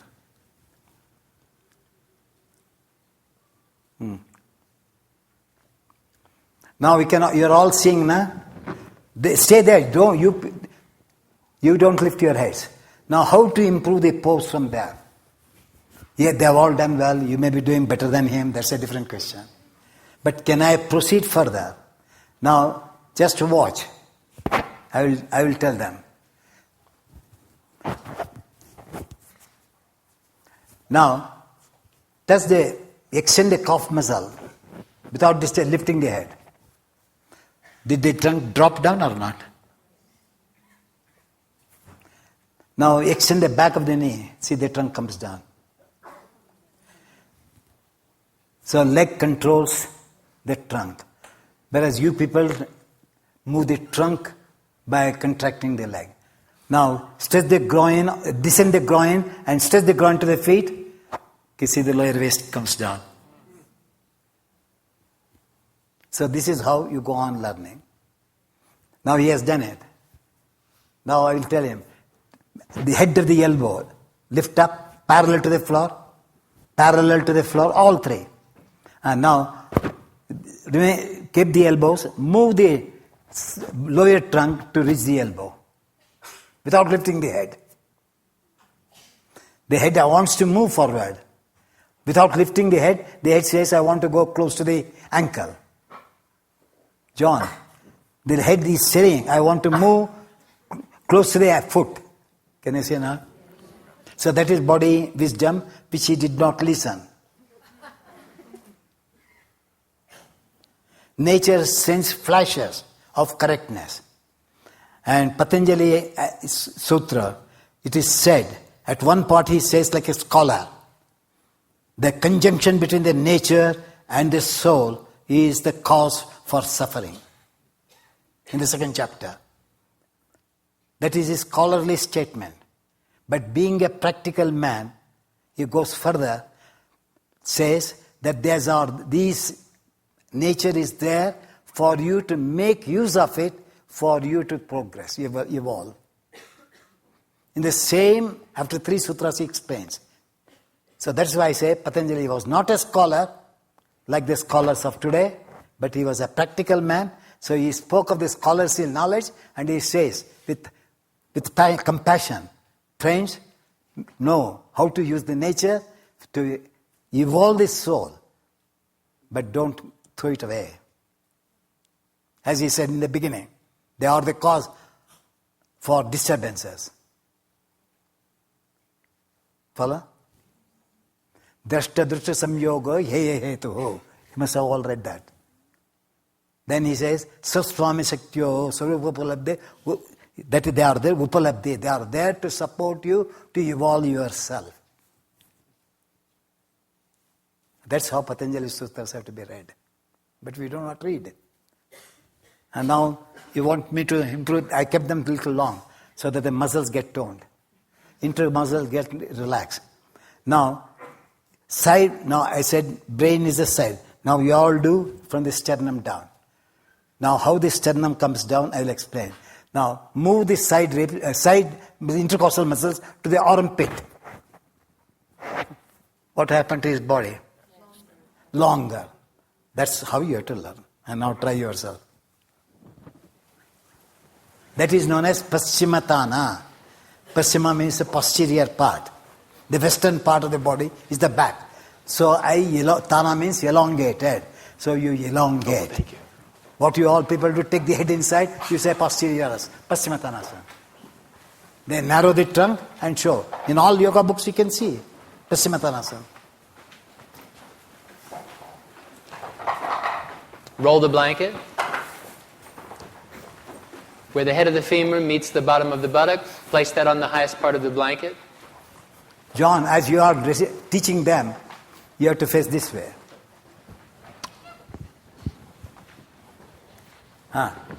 Now you do Paschimatanasana. Do Paschimatanasana. Then I turn my head, look at them whether they are doing well or not. With the head on your leg. Can't you see? Yes, I can see. So you all teach wrong now. So this side, that side you turn the head, you see the other side. They're far away. So now sit upright. Now make them do. Be even on the left side, right side. One side is usually heavier than the other. So the light side, This is teacher's training. take the skin of that thigh into the bone. Both sides press evenly. Since we're going from the sides of the body more from the center, Just wait. See, don't go too long. Now you have said it. Then I look. Have they sit well or not? They are not sitting well. Whereas you proceed. My friends, do you feel as if you are gliding? Huh? You are all feeling gliding? So the teacher has no business to proceed further. So, move a little back buttocks. Lift up and go. Don't be lazy. Lift up and move back. Then you don't change the position. Are you feel grinding or now? Stop. Can you say now? Wait and wait. See. A teacher's job is to give the technique to start with. Then afterwards, the teacher has to look at the pupils to do whether your technique has been understood to them or not. If they have not understood, you have to come to the emotional level, not to the technical level. So in emotions, what are the mistakes they are moving? So you have to build up the technique from their mistakes, not from your head what you know. To start with only, you have to use your technique. If you see that your technique is not fitting to them, you have to forget your technique, you have to create a new technique according to their presentation. Follow? Now come on. Hope you are all getting some thought. Huh? You will never get far again because I am not coming. So, to glide the legs forward, top kneecaps are high, bottom kneecaps are low. Take the tops of the kneecaps in, calves will begin to move forward. That gliding forward starts to happen. Broaden the balls of the feet, soles of the feet, and stretch the inner ankles. See, again you are going forward. Did you give them to adjust? Not enough time. Please pause. Each thought has a pause. Each heartbeat has a pause. Each breath has a pause. So each technique should have a pause. Each word should have a pause. Follow? Now he said, stretch your leg. Which way to stretch?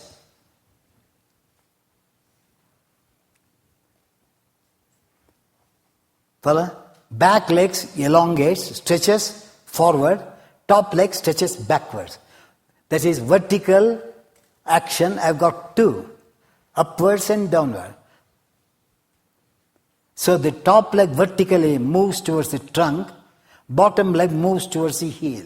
That is the correct stretch. Totality of the stretch. Otherwise, you stretch your muscles forward, front leg, thinking because you sit from the eyes, you stretch forward. And the correct dandasana, because I am interfering now and then, because I know that I am worried that you may forget everything. The line, the skin, frame of the skin of the top leg and the frame of the skin at the bottom leg should run parallel in all the asanas wherever the legs are straight. And that is the correct stretch. So that it means the top leg skin moves back for the lower leg skin to get the balance of the top leg skin. Are you getting it or not? Now you see the top leg and the bottom leg run parallel to the floor. Each spot. So keeping the top leg skin moving toward the body, bottom leg skin moving toward the heels, same as in Shirshasana. To get the length of the side ribs, take the arms up. Wait. You took the arms up. Something came. Can you tell me what happened? Something came. Legs lifted. Plus something new came. Something bad came. You lifted the leg. Back came. Something good came, which you did not imprint. Which did not imprint in your head. Shall I show you what it is? Yes. Take the hands up. Now, just wait. Keep the hands down. The teacher said, lift your arms up. When you are lifting the arms, observe the top leg skin. What does it do? Mind on the leg. Brain on the hands. Huh? Comes back. What happened?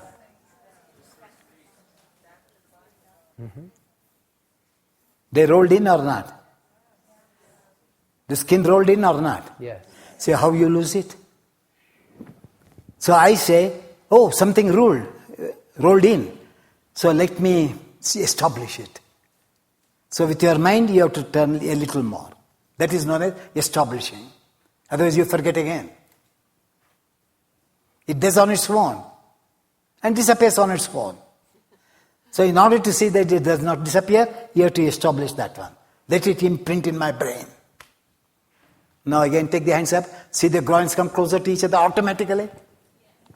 Huh? Then with your intelligence, can I bring the groins a little more, top groin close to each other? Now move the hand, he said, move the hands forward, right? Come forward.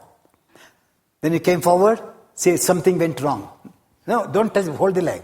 Something went wrong, did you know? No. The current is moving forward, right? Your arm current is moving forward. What happened to the groin? They went back. Went back, yes. How can you do the asana? The break has come. The groins have put the brake for your intelligence not to flow. So come with the groin hands. Let the groins also follow the arms.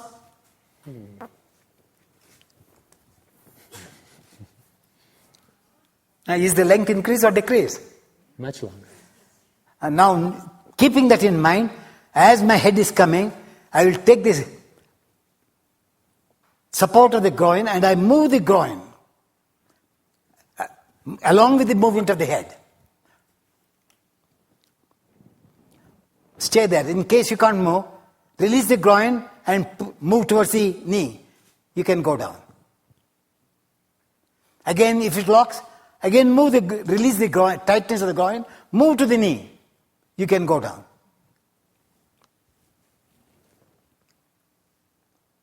Is the movement coming or not? Yes. Now, you have done it. What did I say in Prasarita Padattanasana? Second toe mount. Vertically ascend the mount and see whether you can do better or not.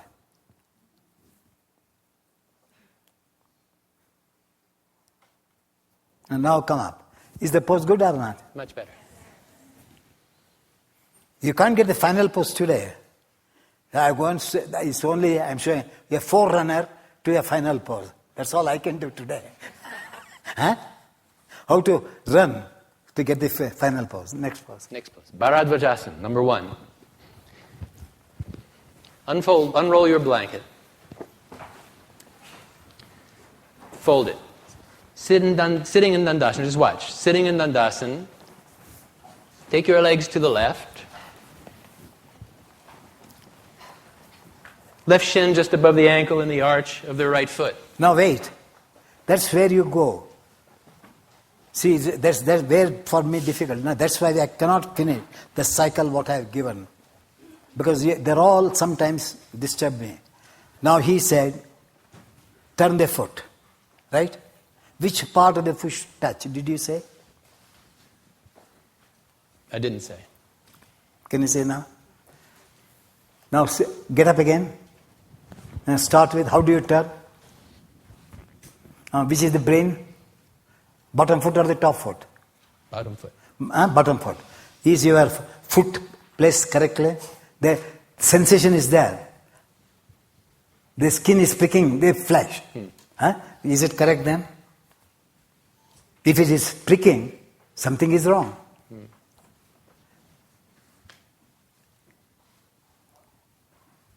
Is it pricking or not still? Not now. Huh? I don't feel the pricking now. Take the little toe, stretch the little toe towards me with your hand. Now watch the foot bone, brain. Is it touching ground or not? Yes. I gave the clue. The bone is the foot bone is the brain of the foot. The foot bone was not placed, it was pricking. So I said with little toe, I made the foot bone to rest on the floor. That is known as subtlety of the asana. You don't know the subtle parts of the asana. And now, turn. Take the blanket under the right hip. So the buttock Now, what happened to this foot? Lost. Lost. But he's continuing. So what I say, establish that. Use the blanket, it has changed, so readjust the pose. Then proceed. That's known as pause, in between. So pressing that outer foot bone into the floor, take the blanket under the buttock, makes a big difference. Never mind. Okay. So the hips come nearly level. Lift the side trunk. If you draw in on the outer hip sockets, make the hips compact like in Shirshasana, side trunk comes up. And then with exhalation, bring the right side of the waist around to the left. Bring the, left side of the waist around to the right. Take the left hand to the right knee. Right hand alongside, lifting the side trunk. Now where the mistake came, you people don't know. That contact of the ankle on his foot disappeared. But before turning, come to the original. What is the contact of the ankle on your foot arch? It's heavy. Huh? It's heavy. Firm. Now when you turn, Picks up. and so the mistake began or not. So you are continuing the mistake without watching. And you say, I'm doing very well. And that is how you can see some of the pictures in yoga journal.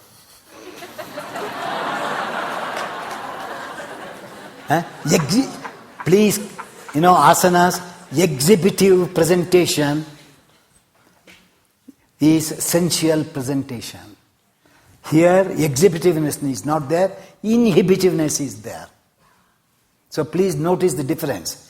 Inhibitiveness is going inside the body. The exhibitiveness is bringing the mind outside the body. Expressing. So if the ankle comes out, it becomes exhibitionism. And now try. Without shaking, you have to turn. That's all the secret. Keeping the outer foot bone of the bottom foot and the shin of the top foot heavy. Turn the trunk. Now see how many mistakes we commit. I do. Now, please don't laugh. It's a serious subject. I tell you, you will not know. As you turn in, the nail on the top, big nail of the top foot is also rolling. Is it right? So you are turning the spine or you are turning the toe? I'm turning the toe. Huh? I turn the toe. Can you see now? So is it a correct direction to know the asana? So that, you have to say, keep that nail in contact with the floor, top nail base, and then turn. Then only the trunk will turn, not the leg. Can you see now? So there is no exhibitionism because everything becomes slow. The teacher said do slowly, externally. I never said do slowly. The body moves slowly. Now see, if you want, now disturb the nail and turn. I said disturb the nail and then turn. What you did? You moved. Move your old way. Do your old way. Can you see the speed? Now cut that nail. Can you move fast like that? No. No. Have to move slow. So hope you get this. In all the asanas you have to learn. This is a foundation for lateral movement. So if the foundation asana goes wrong, all your other following asanas go wrong. So each asana has got a base so that there is room for you to understand. And now turn. And here you have to see, am I doing right or wrong? See this lateral trunk. Both lateral trunk should run parallel to each other. That is his adjustment. Come on. That way. Now you make them do. Don't repeat on the other side. Come on.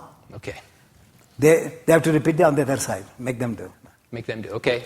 Go to your places. They have not done That's one what I'm side saying. yet. I'm just trying to keep going. Get your list out. Because it is going very slow. I told them yesterday also intermediate points, let's say left. But your intermediate points are too long. Here they have come to learn what is right asana, not the stages. Sit in Dandasana. I know that. What can I Have do? your blanket to the right. What can I do? Later when I will take another few minutes more. Today.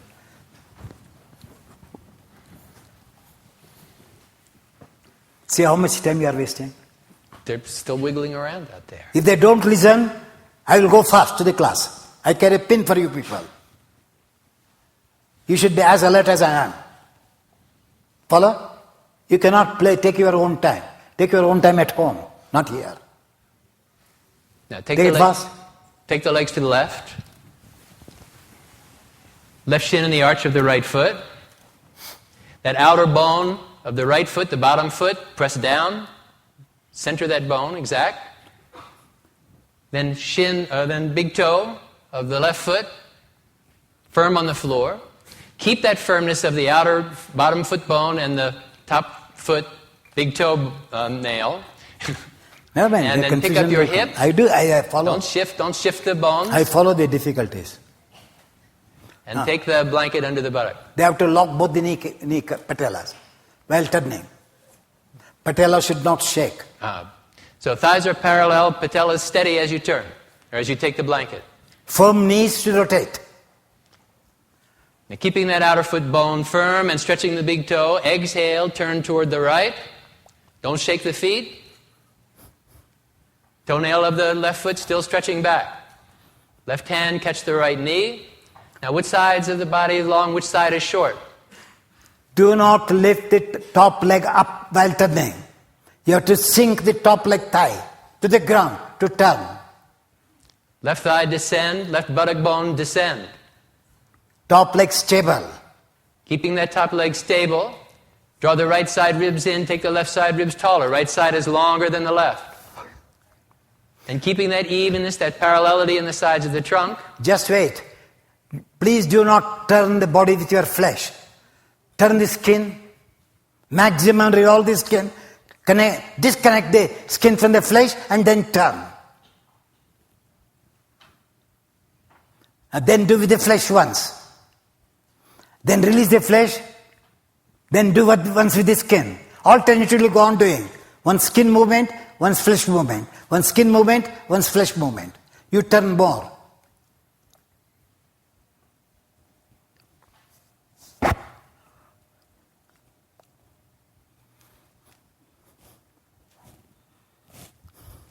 You have to jam like that. Jam the thigh. Keeping the left side ribs Touch tall here, as you and turn. then turn. Take the left shoulder This blade should deep guide you in. what you are doing. Turn the left side of the sternum toward the right side of the sternum. Stop. Take the side ribs up once again. Skin, lift. And then turn the sternum. Then exhale, come back to front. Take the legs out. Take the blanket out. Come forward. Change sides.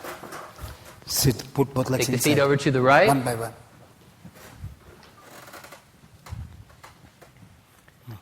Touch this Outer one. foot bone of the bottom foot press. Nail of the top foot. Not Big that. toe. Reach back. Then the shin becomes heavy in the bottom foot. See the hardness. Put the leg inside. Patella is steady. Kneecaps steady. Without shaking the feet or the knees. Take the blanket under the left hip. Widen the thighs. And now do. As you sit on the blanket, Which is better? right thigh bone descend. Right buttock bone toward the floor. Go on stretching the big toenail of the top foot back. Outer foot bone of the bottom foot into the floor. These are guided. Lift the side trunk. Exhale, turn to the left. Right thigh bone heavy as you turn. Don't lift Why there. are you following him? Bring the right hand Why across. the teacher is here? Now wait there. Measure the two sides of the body. Equalize left side, right side. By taking the left side in, right side comes up. Stretch the skin of the sides of the body Without up. disturbing the leg, they have to change the other. And then exhaling, turn. Right side of the waist, bring around to the left. Keep the right buttock heavy as you turn the right side of the waist to the left. The child inside also. The asana Go on equalizing the two sides of the trunk. What you are doing was The single. turning comes better. Again, lift the sides of the trunk. As you release the breath, turn. Just wait. Now take your right shoulder blade. Draw it back close to the spine. Then move Down the back, near the spine. You are doing Keeping that shoulder blade near the spine. Just breath it, now say. Exhaling, dig that shoulder blade in, turn the right side of the sternum toward the left. Lift both sides of the sternum evenly as you turn from the right to the left. Mother is murdering me. Relax your throat. Relax your tongue. How they, as you laugh, the child is laughing inside. So all are doing from this. Descending the right buttock, descending the right thigh, create more height on the right side. And move the muscle. And then again, digging the right shoulder blade in.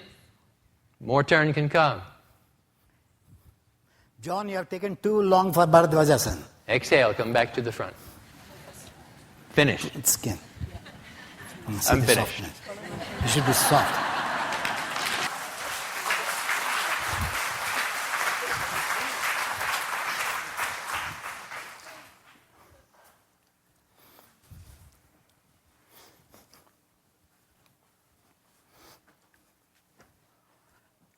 Only take Marichasana.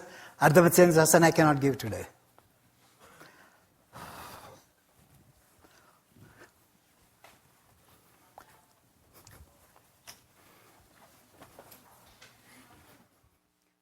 No Marichasana for her 3.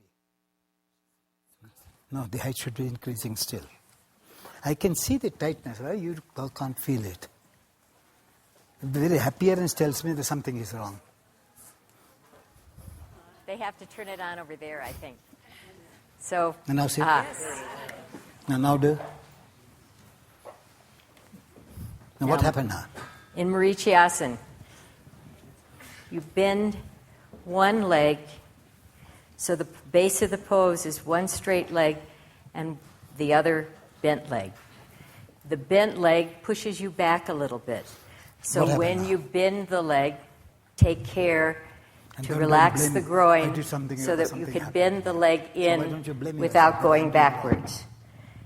Then restabilize so that the bent leg and the standing leg equally support the connection from the buttocks. And then you turn. Turn from the sides. And then once the turn is started, and you can release the skin from the flesh and the flesh from the skin, then you can go a little farther. So you can lift up from the buttock bones, pressing again down with the big toe mound, the outside of the foot, the crown of the heel. From there you can turn and take your arm across. First of all, you have to explain to them what's the difference between Bharadvajasana and Marichasana. First of all, when we just did Bharadvajasana and the body was easy to turn because it... No, don't say body is easy. That's again you have to go find out the source of action. There's an effect of the asana. So in Bharadvajasana, when... No, let me know because they don't know it, so it's not good.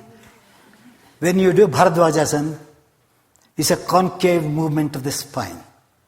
In Marichasana, it's a convex lateral movement. So one is a concave lateral movement, and another is a convex lateral movement.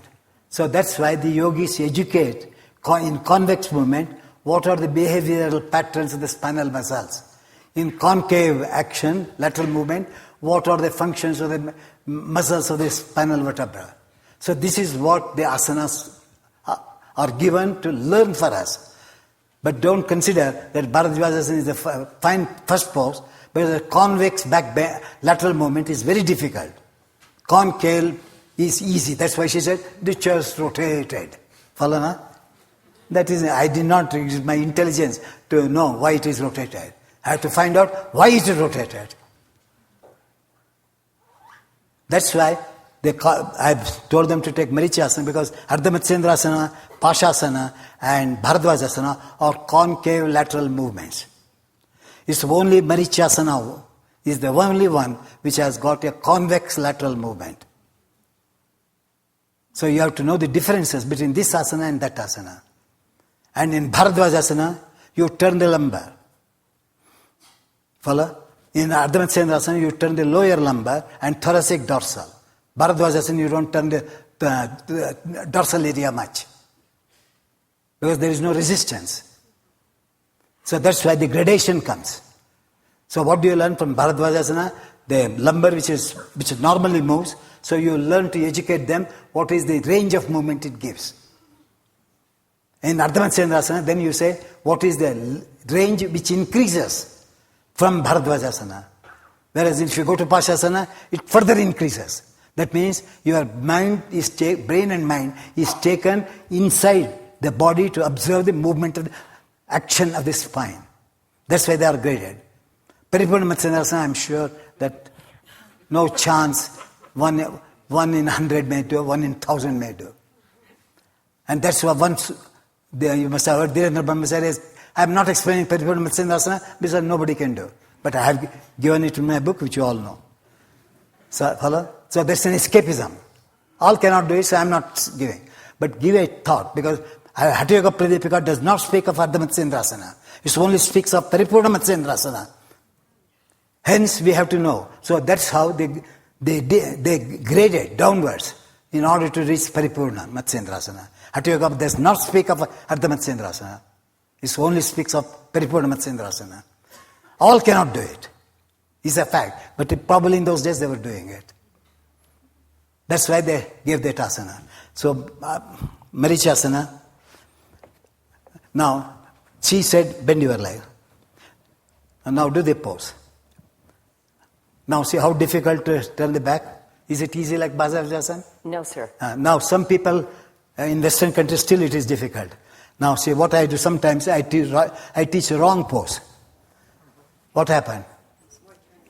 Now after the game, I will not disturb, then I moved my spine, now let me take my leg in. But if I teach like that, my pupils go on teaching, keep the legs apart and go on doing it. Huh? But they do not tell them, please come back to the original state. Because it needed only to rotate. Now, for example, they cannot rotate. You can see, it cannot rotate. See, the navel is not at all coming out. Now, see, let's triangle. Now, turn. See, the navel comes out. Then, I've moved the navel. That job is over. Now, let me do the next one. Come on, turn. Now, the plank I said, remember, the lateral movement is the side. So turn the side rib skin. The movement comes. Always learn to move the skin first. Do not touch the flesh. If you get a love letter, without opening the envelope, can you read the love letter? Huh? So you have to open the envelope first, the skin. So open the skin. Then she can read the love letter of the body. Oh. Okay. And now you can, don't waste time, make them to do final pose, please. Sit on a blanket.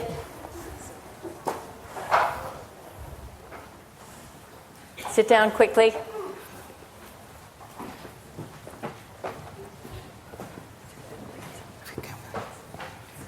Hey, Stephanie, don't take Marichasana for them. Marichasana 1, not 3. On the chair. They don't know. Ground the crown of your heel, ground your buttock bones. Bend your right leg. When you bend it, release the groin so the leg doesn't push you backwards. And bring the foot to rest. Then turn. Now take your left leg out to the side so that you can feel how I said, that's what I said, releases. you people, Devan, please sit on the chair. Now move from the side. Move from the side. Take your left arm this on leg the Marichasana, outside edge of your right leg. Now hold Wait it, there. turn the up, one, keep the hand here. Now turn from the skin first. Now turn. Once you've turned from the skin, then take your shoulder blades down and then bring your left leg back in line so that it actually furthers the My turn friend, they're you all got. seventh one, eighth one, so I have to be very careful. Yes, I understand. Stretch your left leg down to the No, floor. don't put down. Just keep it on Your the top. right foot Here. onto the floor. Keep it there, don't put it Put, outside. put Your it- left forearm down. That's it. Take advantage of Now the turn this support way. of your And limbs to this foot free forward, your and this- body to turn. Turn from here. Turn first from the skin, then turn from the flesh. Alternate from the This way skin turning. and then from the flesh. Inside the knee. Move from the outside of the body. Move from the ribs. Then turn. Let the ribs turn your spine. As you let the ribs turn your spine, stay Let it again, reframe the pose from your left crown of your heel and from both buttock bones. The more they turn, it's fixed. Open your chest to your It's collarbones. fixed. Adjust a little back and forth from your buttock bones. Don't stay solid on one buttock bone, but find out how to distribute your body lift from both. No, you are giving too long explanation. And then my dear. release. Now just do it, I tell you. Do the pose. Spread your leg apart, that leg apart. Roll the trunk from the lower end. Jam your arm against the knee. Be strong only there. Pacify the skin of the trunk, and with an exhalation, each exhalation revolve. Exhale, turn. Inhale, weight. Exhale, turn. Inhale, weight. One's skin, one's flesh. And now bring the stunted leg in line to your trunk. Now press that heel, inner heel of the extended leg. Exhale, turn. Is it coming more or less? Now the other side. Correct. Be in Dadasana. If you do, huh? Use your hands, lift That's your not chest. fitting, just like that. Bend your left Bring leg. it straight up. You use your some brain. See, she Turn also to cannot your- do it. She can also do like this. Side. Take your arm over the Only a side. little touch here, and you go rotating here, not here. Now roll your abdomen. Roll your body. They have to roll To in your or left. out. Roll out. Say like that. Roll out. And don't forget about your back. So your back can roll back so that there's a circular action. Now take your right leg out to the side. And then roll again your abdomen. And roll your lower back so that your left side of your abdomen back comes to your abdomen. Now stay steady. Don't shake on your left inner Now heel. all of you stay like that. Next step I will give you, don't forget that. Now jam your elbow against the thighs. Press that finger on the floor, loose arm. Now take, like Paschimottanasana, take the hip muscle of the extended leg into your body. And then from the inner groin of the extended leg, stretch the spine. Is it coming more or less? More. 2 bricks. Say. Because I also cannot hear easily. I have to correct you. Some others who have got good. Hey Murphy, let James, choreographer, let him come. James, let me see his choreography now. James Murphy. Where is he? On stage. On stage. Let me see his choreography. You are teaching now.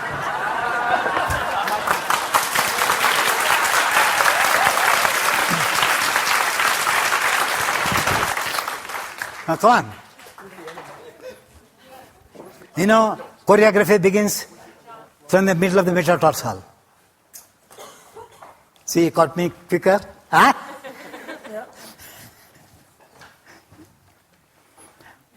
See, you have to build up back bends. In order to build up back bends, Urdhva Mukha Svanasana is a very good guide. Now, all of you, what happened to other three? My friends, can you see? Let Mr. Aiyenger work, let us enjoy.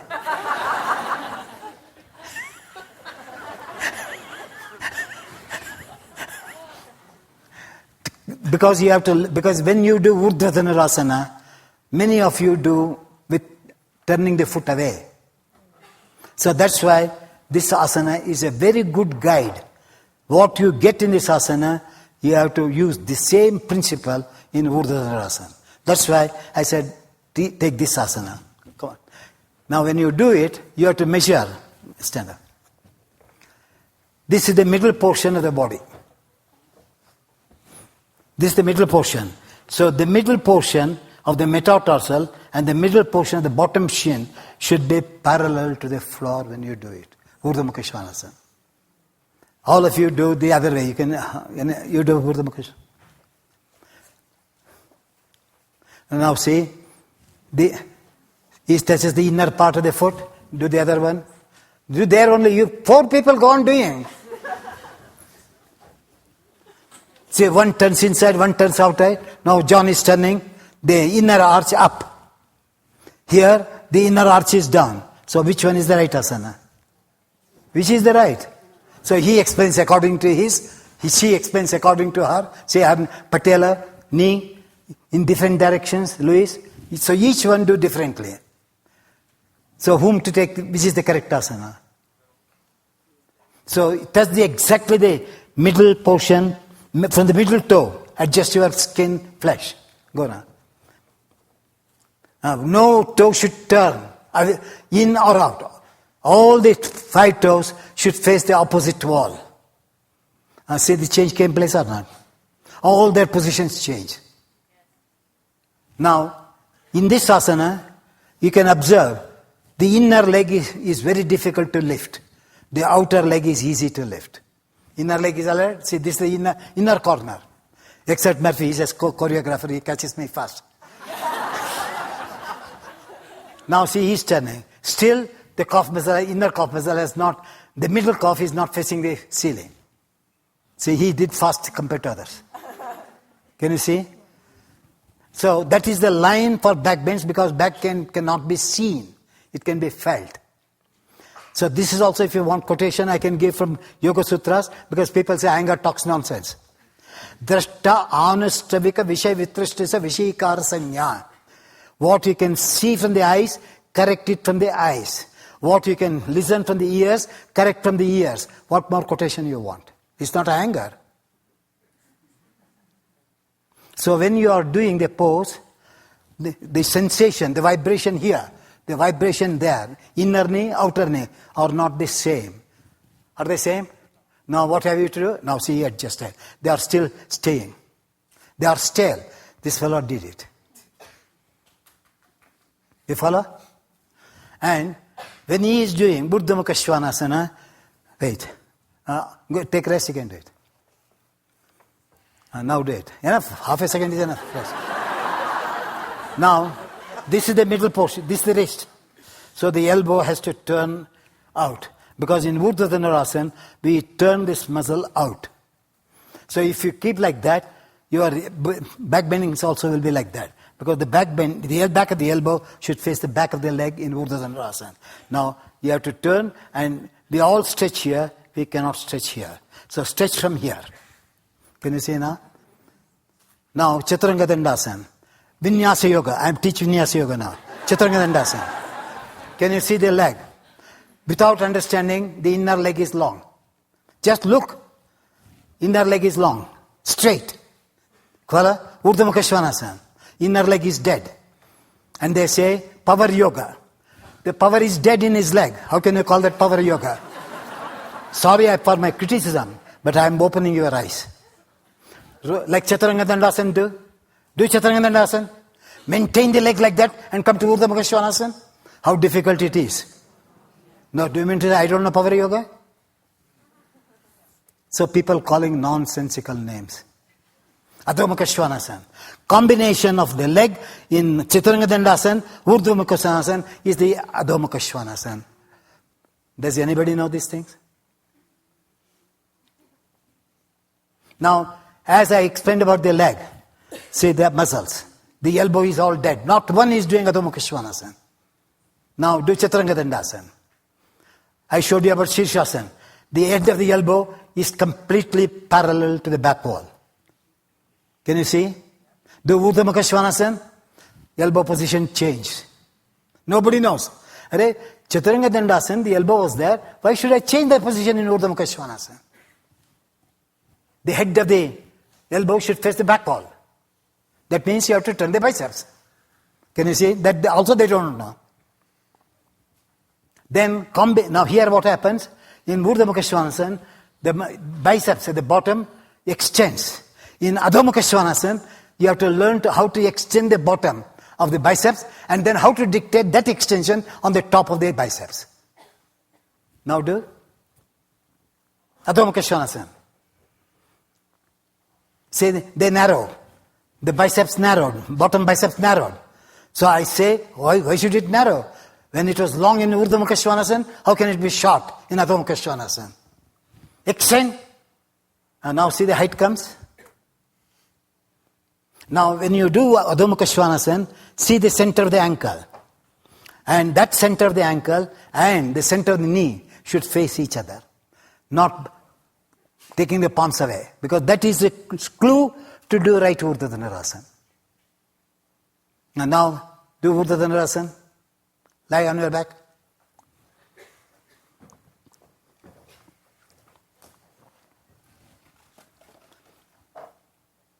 I guide because now the time is running up. Now, where was your elbow in Chaturanga Dandasana? Where was it in Urdhva Mukha Svanasana? Now, if you ask which one you have to accept, which is correct Urdhva Dhanurasana, God alone knows. Now in Urdhva Dhanurasana, I am here. Now I take this. I take this shape. Now this is the leg, this is the feet.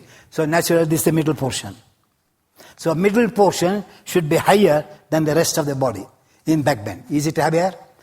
Now walk back, hands. And now from here stretch straight up. What happened?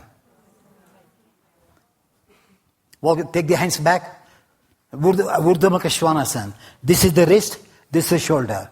So what I do, I keep the leg firmly on the floor. Now I bring the head of the, heel on the floor. Now I bring the head of the calf muscle close to the shoulder. Move them. Now this is Urdhva Dhanurasana. Can you see now? Now I can correct all. Uniformity in Urdhva Dhanurasana. Right? Now, take the calf muscle to hit here. What happens? Uniformity came or not?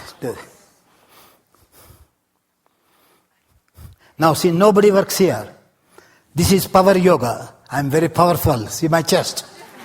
I am doing Urdhva Dhanurasana. Now, I will take off that ego. Walk in. Walk in. Lift this portion up. Go on lifting. Straight up, not back and forward. This way. Here. Go up. Where is the power of the chest? I remove the ego or not? So Soma also, the body says I am egoistic. I said, who wants your ego? Now say, last one. These two come. Hey, that horse. Now can you see? Nobody works here. At the middle line. In every part I said, observe the middle line. Now go back. And now create space on the back of the knee from here to 1 inch straight up, not forward. You are going on the hands. Walk in, walk back still. Not the feet, not the hands.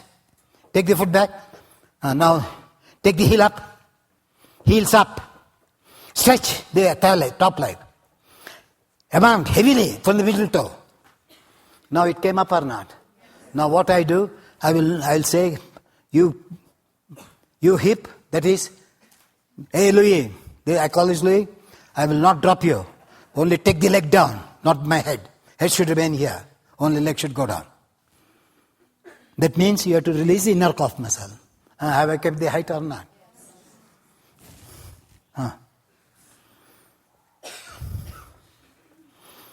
Walk in.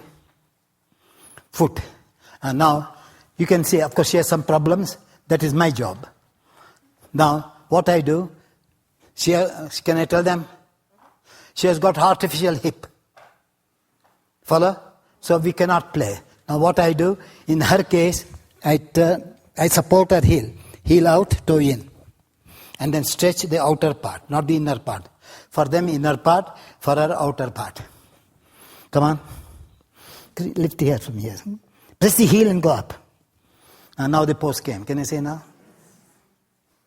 Even an artificial hip is doing like a natural hip. Now go down. And take off this.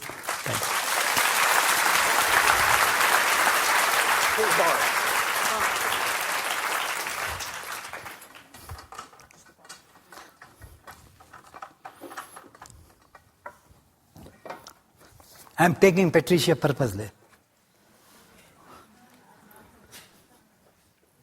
to lie down. Exactly in the middle, the pelvic girdle, between the tressler. This is the line. The foot should, this is the line. So give the bricks. Use the bricks. Two more. For also hands. Here, keep 2 more. There are also 4.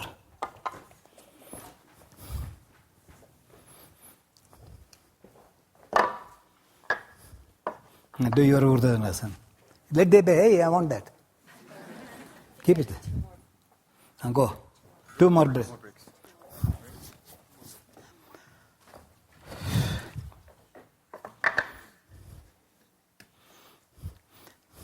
She is the finest backbender in America. Just take rest.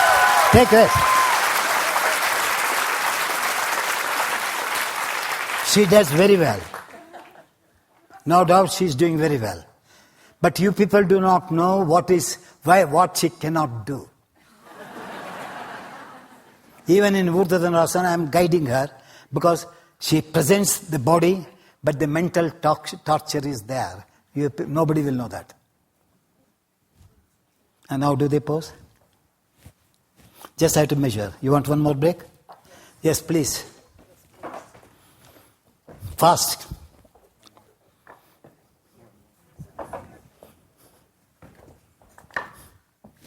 Enough. Stretch any amount. Is there any load in your spine? Is the spine doing shavasana or alert? Somebody not knowing said alert. The spine is doing shavasana in Urdhvanasana. Does anybody know? Why Aiyenger used the props? If the soreness is the back, what have I to do? You say, don't do it. I say, why not? Science is not meant not to do. Science is meant to say how to make that person to do. So limited knowledge makes people fear, don't do it. Now I showed any sore person can do back bending. Is a shavasana to the spine in Urdhvanasana with this support. Come on. Once again. One more blanket, isn't it? Wait. Put it on the top.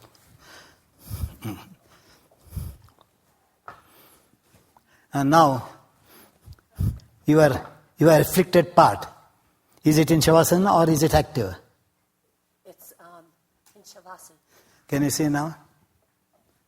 So only I wanted, she's doing well, so she should do a little longer. So afterwards she may say, I have got this problem, I cannot do it. So I am saving now alone. Please continue like that. You can do for 10-15 years. Shall I explain? Yes, now you explain. Why I took you. So in my 30s, I had an ectopic pregnancy and had half an ovary removed.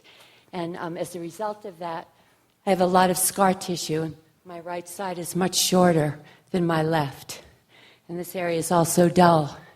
So Guruji's been showing me, I'm out of breath, sorry. Okay. Guruji's been showing me over the last few days how to bring life here, to keep vitality, not restriction. Is there a rope also? 2 ropes. So I'm working through scar tissue. And as the scar tissue releases, I get more width and length here. Now, what did she say? Shavasana. Did I tone or did I irritate the part? Well, when she was doing independently, she was suffering from pain. And now what did I do? So after a few days I will say, do this, what touch you have. I can teach independently that also. Now this is everlasting that she has to do like that. So I wanted to tone the afflicted part so that it develops the strength, tone. Then I said, do that, nothing happens. It will be in Shavasana, even there. Now what did I do? Nobody knows. Why I gave this? Nobody knows. Follow? Why I gave it? Because then do independently there.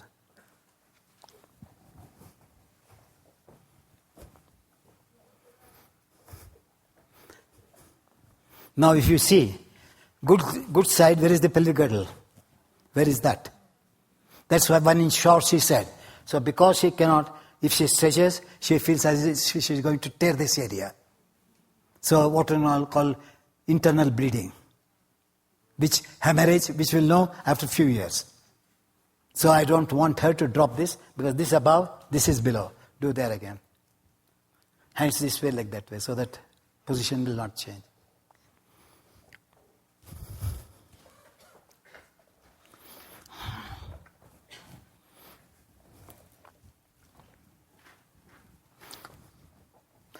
This is flat. You follow? And she cannot touch. That's why I said go down. Though this is flat. So naturally, that flatness will tell her that she's even lifting. The strength she gets where she could not lift there. Now see the pelvic girdle has come up. And no strain. So that means the inflicted area, I supported it and made her to do the asana. And now, take off free bags. No rope. Take off. Somebody come. Hey,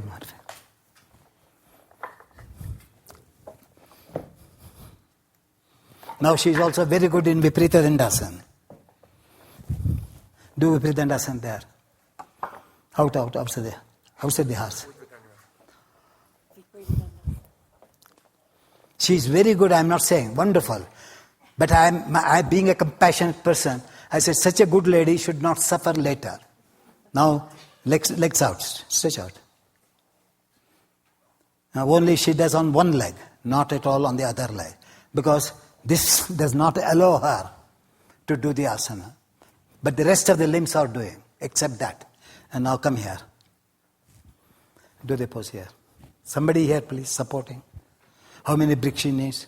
Give 2 bricks here. For her elbows. Now vertical. Hey, this way. Shh. Otherwise the elbows will cut.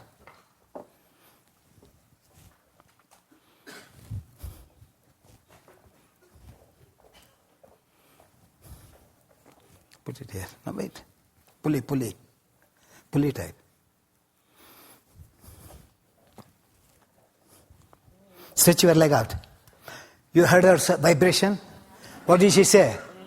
That is not the spiritual joy. The inner voice spoke. Now, see how you can touch it. How soft it is. It goes right down like butter. Can you see my finger goes deep in? So I save her organic body which is injured. I am saving the organic body, she can do anything. Now you don't pull like that. Just go. Pulling means all. Now coming down, let loose the rope. Now what happened, you can tell them. This feels passive. Passive. Word passive is enough. So what the doctor says, just relax. Don't do. Rest it. They say rest. What did she say? So what is the language? Word is different. But the expression is the experience is the same. Huh? Now, somebody can do, now we will Urdhvanasana. Class. I don't want anyone, you can try at home, homework. Which pose?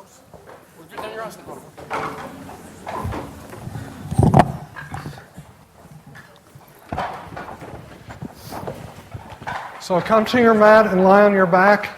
Just wait.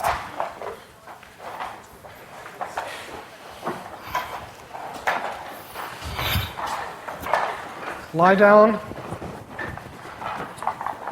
Take it to the wall. Take that to the wall. Take your heels near the buttocks with the toes slightly turned in so the outer edges of the feet are parallel. Parallel the outside edges of the feet.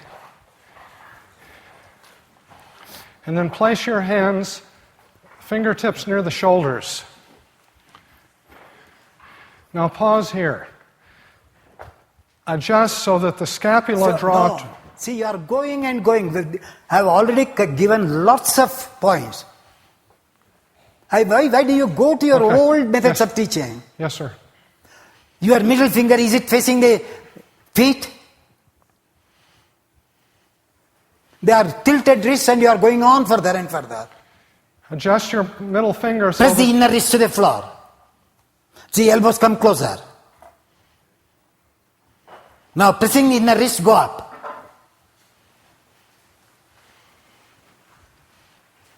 Inner wrist and inner leg is the brain. Very shame. Wheel. don't disturb the Where is the feet. wheel at? Don't turn the feet out. Who was in the wheel? Press the inner wrist, the root of the thumb and index finger, and stretch straight up. Take the head of the calf muscle back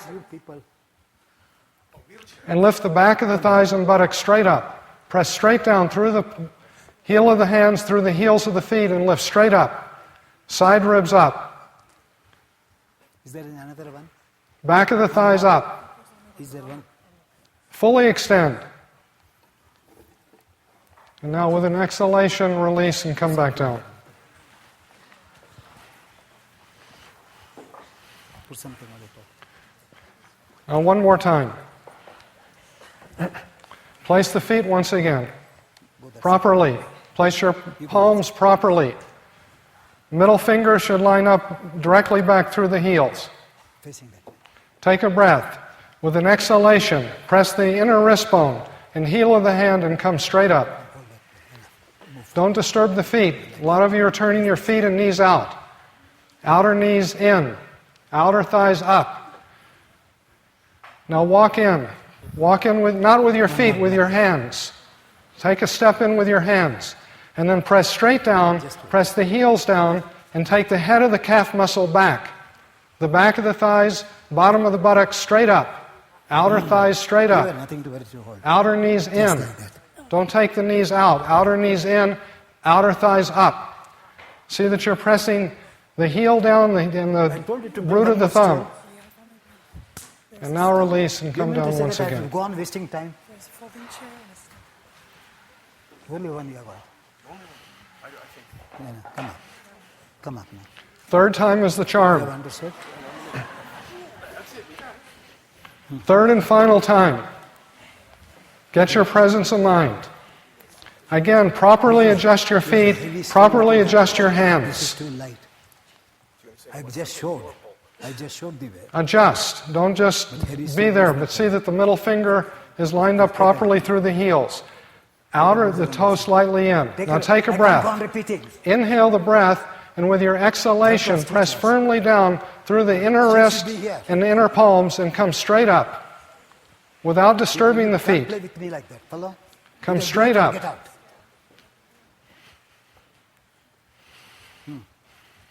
Now see, can you walk in? Walk in with your hands.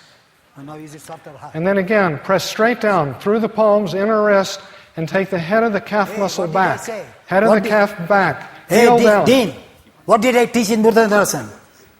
4 people I gave the example. What did I tell you? What did I tell them to do? Evenness of the inner calf muscles out. Inner calves You are out. going to the old techniques. Yes, sir. You have not come here to teach the old technique. Yes, sir. I said the middle portion is a pelvic girdle. Walk in. Walk in with your feet. And now raise the heels up. Ascend the hips. Pelvic girdle as high as possible. Then maintaining that pelvic girdle, slowly relax the calf muscle, bring it down. Soft calf muscle. And then go down. You never said pelvic girdle should be in the middle of the body. You're right.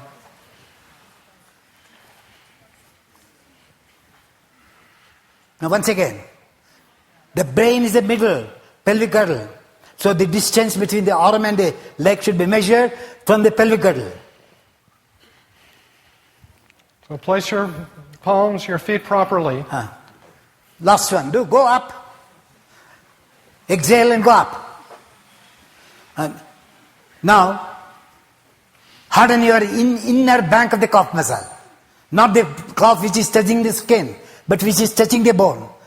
Hey Louis, you never walk in. That is the pride. Walk in. Now, brace the calf muscle which is touching the bone. Lengthen up. Only brace the flesh up to the knee bone. Pelvic girdle comes up, you can see.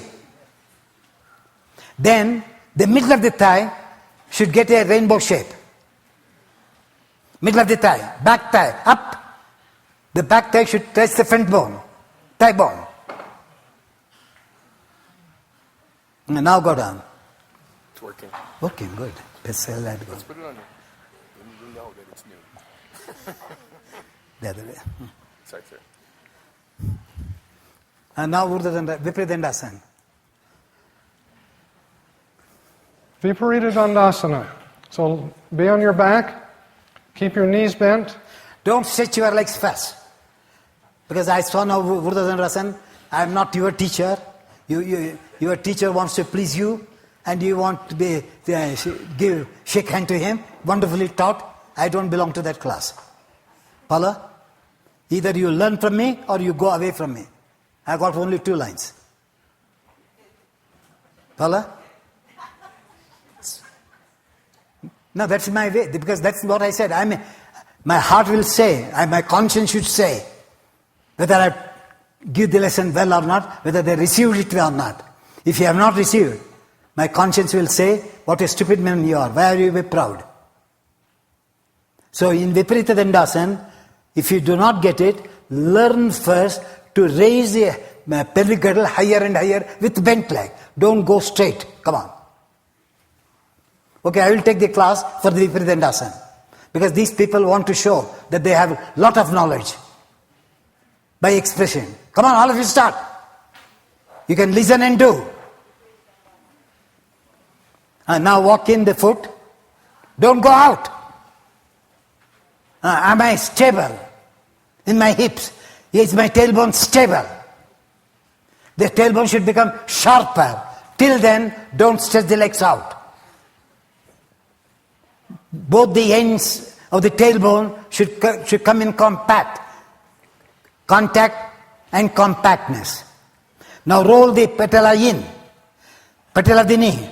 Then move the patella knee towards your head.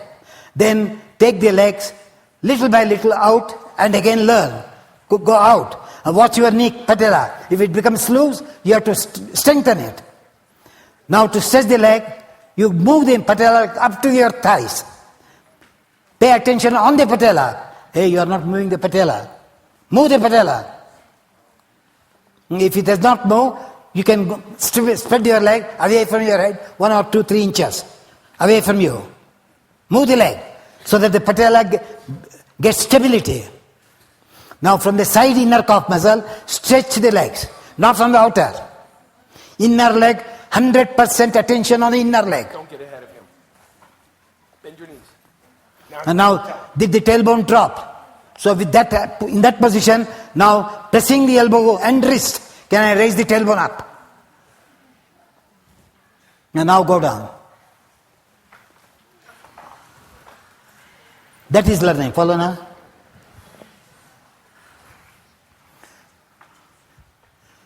What happens? You are all breathing like dog. Now once more, enough. Last one. Little coffee. Once more. Observe. If you lose the contact on the patella, you are going to injure, because if the patella is loose, it hits the lumbar.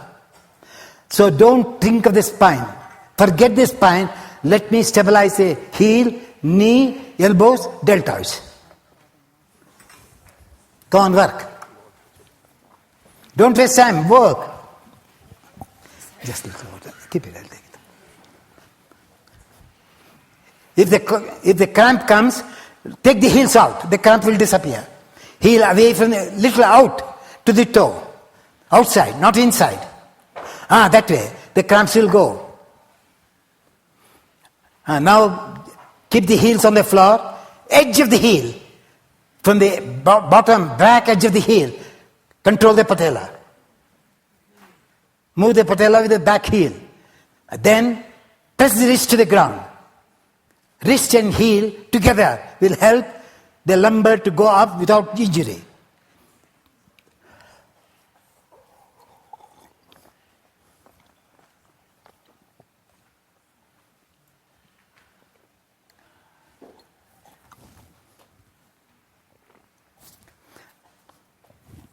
If you want to stay longer, outer patella, up higher than the inner patella, you can stay longer. If the outer patella is down, you cannot stay. Now come down. Was it good or not? So build confidence in this pose before you want to show off that you can do right pose.